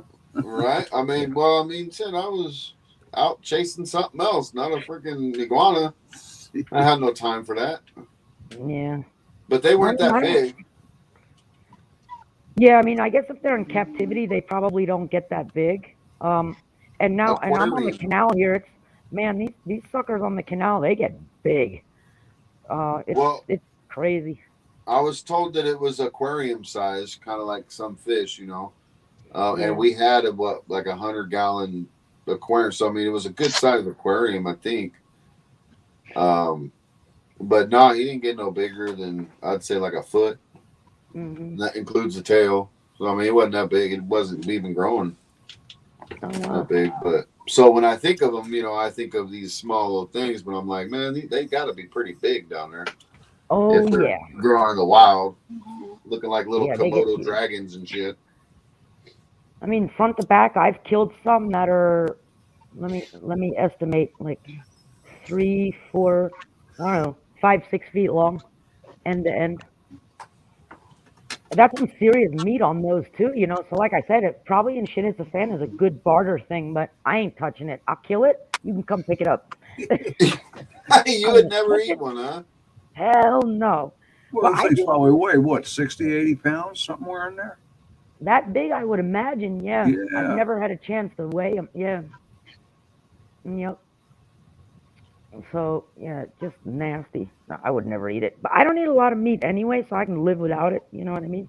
But I'd rather barter it for somebody that has like a bunch of quail or some rabbits or chicken, if it came to that. You know what I mean? Yeah. With somebody on a farm. So I'm not eating a dinosaur. That shit. Is my sound all right still? Sounds Yeah, good. you're fine. All right, Yeah. thank you. I'll be Dude, I'm right so back. anal about my sound on here. Just- Anal. I am very anal about it.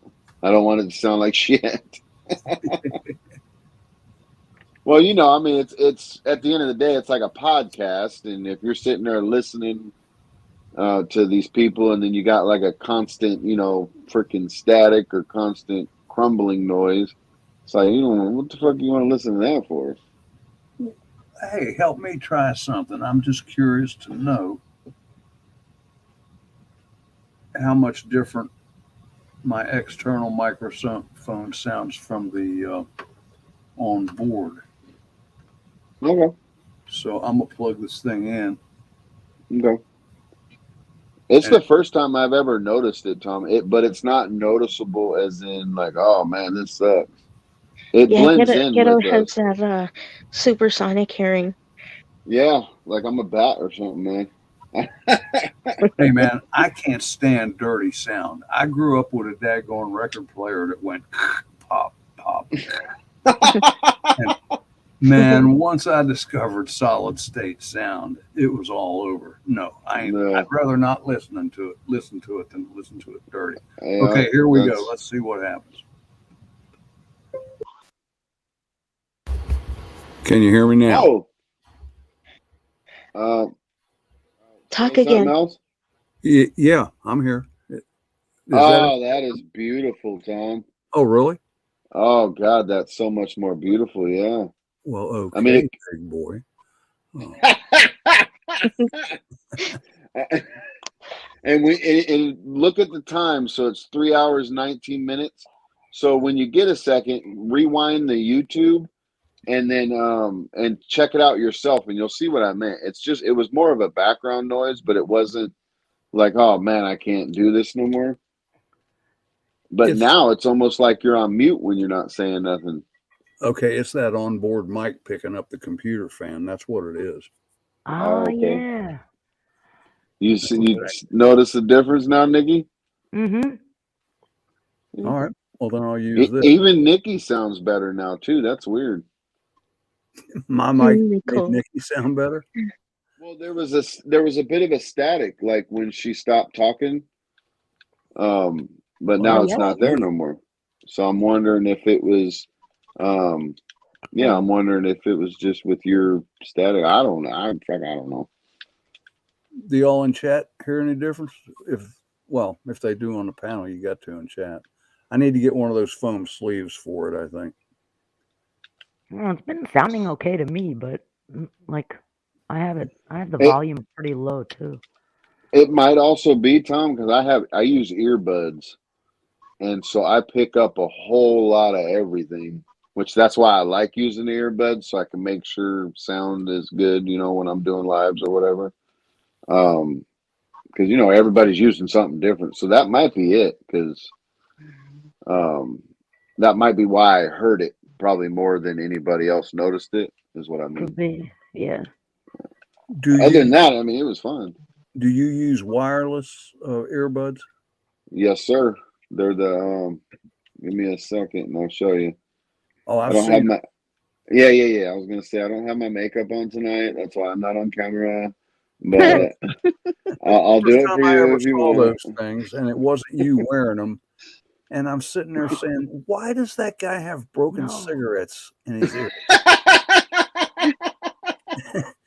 I'm actually going out to get a pair of those this weekend. Ghetto turned me on to those yesterday, and he's like, "Nikki, you need these." I'm going out to get them this weekend. They're absolutely beautiful, and they got the pros, they got the regulars, and they don't stick in your ear; they hang on your ear.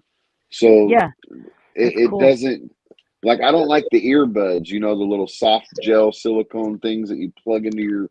Man, that stuff bothers me. But these are my daughter's, actually. I steal them from hers. Well, let me ask you this, because the only thing I didn't ask you yesterday when you talked to me, like, let's say I use them in conjunction with the laptop. When you walk away from the source that you're listening to and talking to, what distance do you get out of them? I can go. So I'm in a 3-bedroom house. I can go all the way, and I'm in my bedroom right now, which is on one side of the house, and the garage is on the total opposite side of the house. And they say it's like 30 feet for Bluetooth. Really? But the newer the Bluetooth, the pretty much the farther you can go, and it's going to depend on how many walls are in the way, what's in the way, stuff like that. Okay. But that's far. I'm able to go from one side of the house to the other without a problem. It'll start glitching up a little bit because it's got like 3-4 walls. But other than that, with these ones now, if you get the cheapo ones, because I have another set and they cost me $10. Well, okay, I got my $10 worth. They you know how that goes. It dies real fast. It doesn't have much distance at all. But with these ones, man, these Apple AirPods, and these are the first generation or second generation. So there's like a third generation now. That how I do you imagine charge them? They have to be charged, right? Or... Yeah. So again, this is my daughter. Like I said, I ain't got my makeup on. I'm just sitting here chilling. But So there are these little containers, Okay. and they're right here. If you want to throw me up on big, you I'm can. trying. I just thought to, you know. Well, I'm over here, not in my dress. There you go. So they're just a little plug right in there. Oh, All you do okay. is and this is, see, now that I took it out, when you take it out, it pauses. Once you take it out of your freaking ear, it actually pauses what you're listening to. No And then you kidding. put it back in. So now I'm getting the sound back in my thing, and then to answer the phone, you just tap it. It's got sensors and stuff on it. So this is a power bank, and I have it plugged in right now just because I'm charging the power bank back up. All right. But this is the power bank. Once they're dead or whatever, you plug them in to here, both of them in there, and they charge up pretty fast, like 10 minutes. No And then kidding. you just plug them back in, and they'll last another hour or two, or however. I haven't really gauged the. All right, I'm good now, Mr. Tom. That's Getting amazing. out of here. You can see my dog though. Look at my beautiful dog. I've got these Bluetooth headphones, and I can go to the back door with them. Exit. But you know what? The Bluetooth headphones, when I first started doing streams, there was just enough delay Oh, between okay. what was being said and me hearing it. I was talking like a drunk. I would catch myself trying to slow my speech so that the headphones could catch up. So that's why I ended up buying those cabled headphones. Because I was it was stupid. Huh. It was confusing. I'd lose my train of thought because I kept hearing myself repeating myself. It was. Yeah, that's weird. You don't have that problem. What kind were they? Oh, gee, I don't know. J-Lab. Silver Girl. J-Lab. Here J-Labs? Yeah, they're cool little Oh, headphones. okay. If you just want to hear music or something. But you can't have a discussion with Phone in them. them sucks. I love those. These ones right here. So these ones right here are actually these are the generic ones. Cost me $10.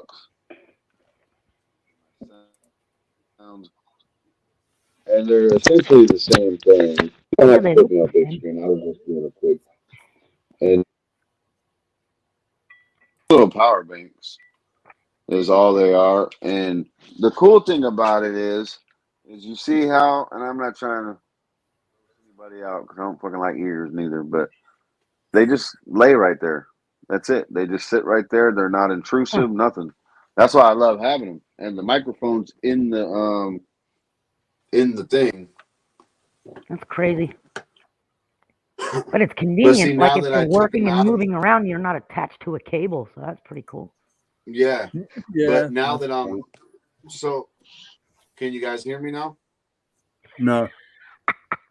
Like, oh So my now- God. but see- I but now can't that I believe you took went them up both- there without any makeup on. Right? Like, oh my God, Marsha. But now that I took them both out of my head, I mean, I don't know if you guys know the difference in sound, but now that I took both the earbuds out, it'll disconnect from what I'm doing. So it'll pause everything that I'm doing because the headphone knows that you're trying to talk to somebody. And then once I put them back in my head, all the sound will come back into the earbuds. Wow. That's amazing. Wow. Yeah. Huh. That's talking to you. All you got to do is just pop them out. Your music pauses, have a conversation, put them back in, or, phone call, whatever. You're able to just tap them. Yeah. Technology, and I probably garbled up right there because it was just reconnecting. No. But technology's a motherfucker, man. It's crazy to say the least. Yeah. That's for sure. That is for sure. No, and we're so addicted to it, What can you do? Because that's awesome. It gets better and better and more convenient. Mm-hmm. Like you're wanting to buy them. I mean, obviously for sound and like this, Nikki, but at the same time, you're like, well, I can walk around without no wires and I can clean, I can do whatever, and I can stay in my own bubble. It's those convenient factors that, well, that sounds nice to do. Sure. Yeah, exactly. Because if I had them, I'd be walking around the garage now working while I'm hanging out with you guys, like I used to, back in the Ron days, when I was on with him. But that's because it's picking up my mic on the laptop, and I just fuck around in the garage while we're hanging out, So that would be that's convenient for me now. Yeah.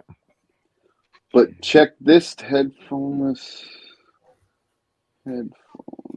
So they just came out with this about a year or two ago, but they're called invisible headphones.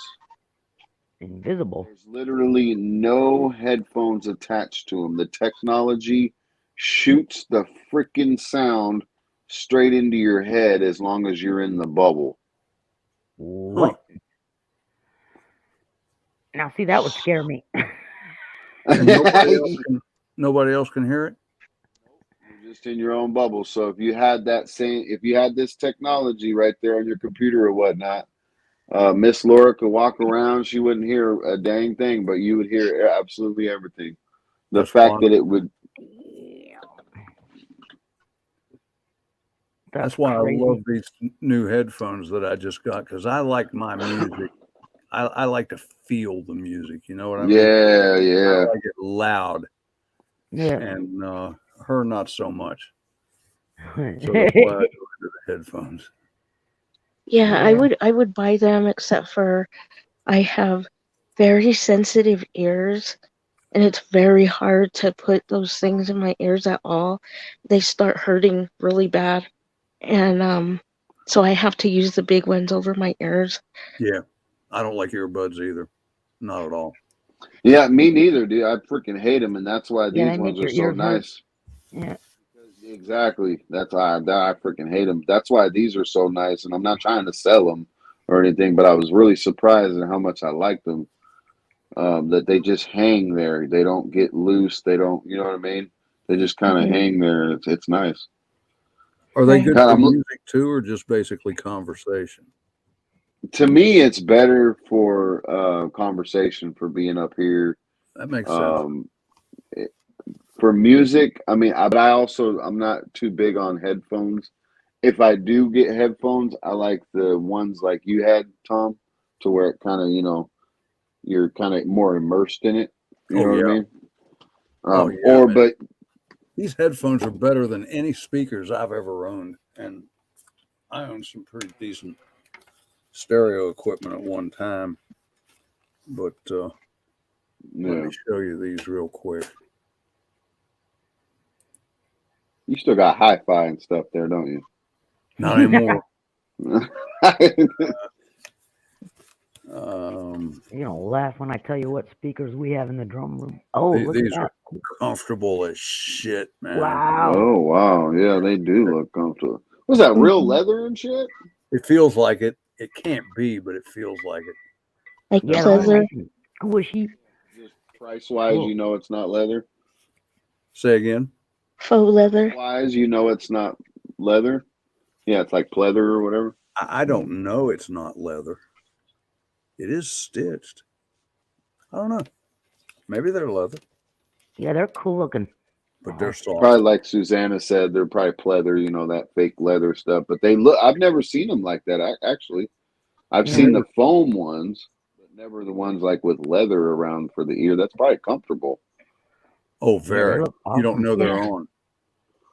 Huh. You don't know you have them.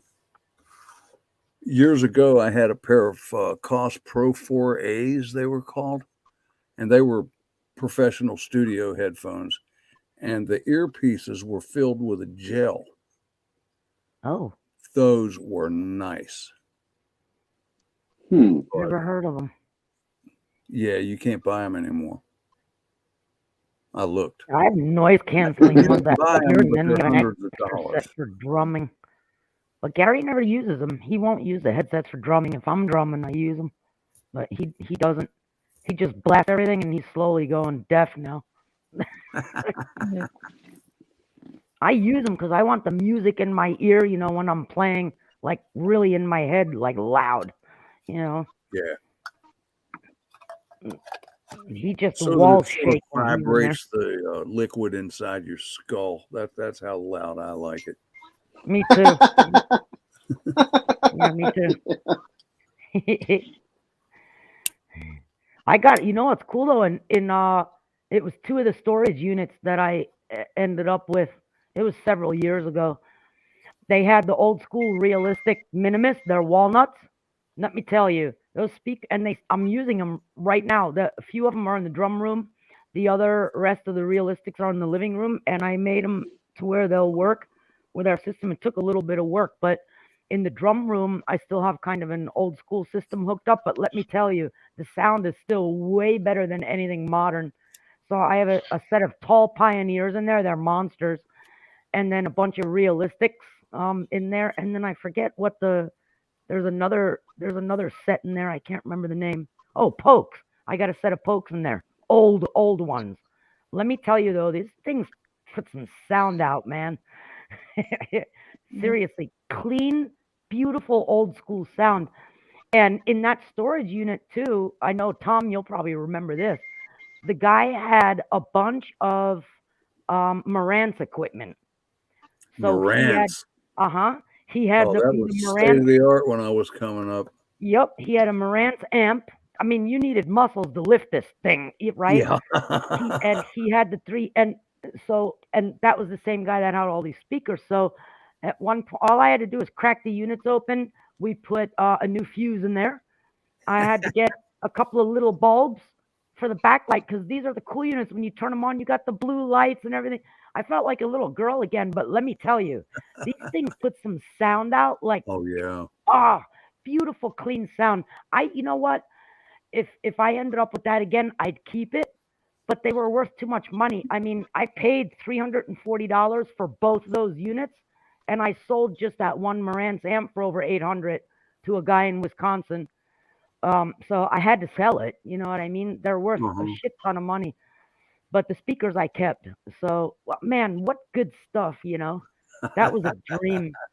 But boy, that Marantz stuff is just beautiful old equipment, you know? Really is. I really appreciate it. It's so cool. Yeah, he had 2 dual turntables in there too. DUAL. I don't know if you guys know what that is. Yep. Yeah. And they were good too. I just had to do a little refurb on them myself, and I sold those too. They work perfect. The old stuff, man, that shit's been sitting in the storage unit for over 20 years. The guy packed it, locked the door, and never went back. And it wasn't even an indoor unit. It was outdoor in Florida, so it gets hot, whatever. I thought it would be roach. He had everything packed really well, but I got to tell you, I took the stuff out, plugged it in, it worked perfect. I mean, unbelievably well. I was really surprised. It just, when you see the quality of workmanship that went into that old stuff, you know, it's not like the new stuff now. Yeah.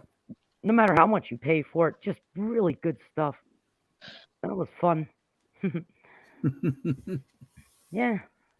Oh, I don't remember even how that stuff was. The Marantz equipment was priced back in the 70s, but I know none of my friends could afford it. No, we couldn't either. Yeah. Well, that's the thing too. I'll show you this filing cabinet right here. You see these 2 cabinets? I have 2 really tall filing cabinets in the corner. Wait, no, that's the other one. These I've got 3 in here. One of them, A to Z, in the same unit. This guy had a sound store at one time. I have original ephemera, they call it. These are all the brochures, the spec sheets, blueprints, anything like that. Engineering data sheets, build sheets for Electro Voice, Marantz. It's all original. And so, and then he had price sheets sometimes from when he would order all this crap. So you could see back in the day what he paid, you know, to get it in his store. It's like one of the where did I drop? I'll show you. It's like, this is cool stuff, man.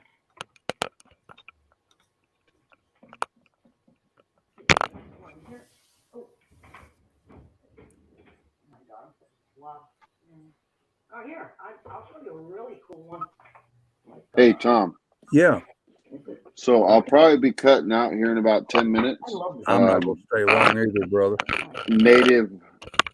Native voice goes off at was on at 3:30. I was gonna go ahead and Yeah, see, this is the real deal here. This Marantz catalog. Hang on a second. Oh. Hold it up there. It's mint condition too. Yeah, these are all mint, so I've stored them away for a rainy day. This is actually for sale, but yeah, and it's got all the old school equipment in here. You can see. It's Oh, mint wow. condition. Yeah, and Still- you know, my dad had all that too. yeah, it's cool. And then I got this one. They have their 25th anniversary, like little fold outs here. So, yeah, that's the kind of stuff like he Uh-huh. had in there. It's really old stuff. I love this kind of stuff, you know. Yeah. Yeah, he had some really good quality stuff in there, you know. Yeah, and then he had stuff like this. I think these are like customer order forms you would have, and you would fill it out, and it folds Uh-huh. up, you know, and you put your old school your information in the back. Yeah, Great. so and it's like they have calibration tape. He had reel to reels in there too. Oh, wow. I sold those. Yeah, so yeah, they have like the walnut cabinets in here. You can order all the extras for your Marantz stuff. So yeah, it's stuff like this. I thought that was cool. It's boring to most people, but I like this kind of stuff. Yeah, it's fun. Enough to keep me busy for a long time. Well, yeah, folks, it's 6:15 here, and I haven't eaten yet. Naturally. I put the so I put the link for Native Voice for anybody that is not over there. I can't imagine not many of us. I mean, because we all run in the same circle. But he comes on in 10 minutes, everybody. If you want to go over there and show him some love. Yeah, and I do appreciate everybody coming here. Yeah. Just kind of You go over there, don't you, Tom, in the morning? No, man, I'm usually in bed when he comes on. Oh, yeah, I guess it's 6:30 when he comes on for 6:30 you, in the huh? morning. Yeah. But he does well, that's why he does it when he does it at 6:30, because before work and all that. He does the news. I think you would enjoy it though if you ever watch the replays of it, Tom. It's for the normal people, right? It's for what? The normal people. Yeah, if you want to call it that, but yeah. Are you red-blooded Americans? Yeah, Native's a good guy. He has a good show every morning. All right. Well, yeah, I should. I think I checked him out once a long time ago. But yeah, I should do that. His shows today is about the 25th Amendment. Okay. And how it's trending right now. Yeah. About well, it's trending more so now after what he's been saying and doing on the public freaking eye, obviously. But I guess it's trending a lot more on social media and all this other stuff. Everybody's doing the same thing. If you remember, back toward the end of Trump's term, Miss Pelosi did something to strengthen that 25th Amendment. I don't remember what the particulars medical, but she did something. Yeah, they added some medical and some other stuff to it that they would be able to. Yeah, no, I don't exactly know what it was, but yeah, they added some stuff to it. And they were able to. But people questioned Trump about it, and he said, "Trust me, that's not for me. They're not going to use that on me." And now here's the possibility. So yeah. But, hey, anyway, really appreciate everybody coming. And, thanks, Tom. I am Love you, Tom. Call it a night, and hey, see you all tomorrow, no doubt, sometime, somewhere. So yeah, God appreciate bless it, brother. everybody. Thank you. Stay strong and resist. Good night. Love Freedom. Good night.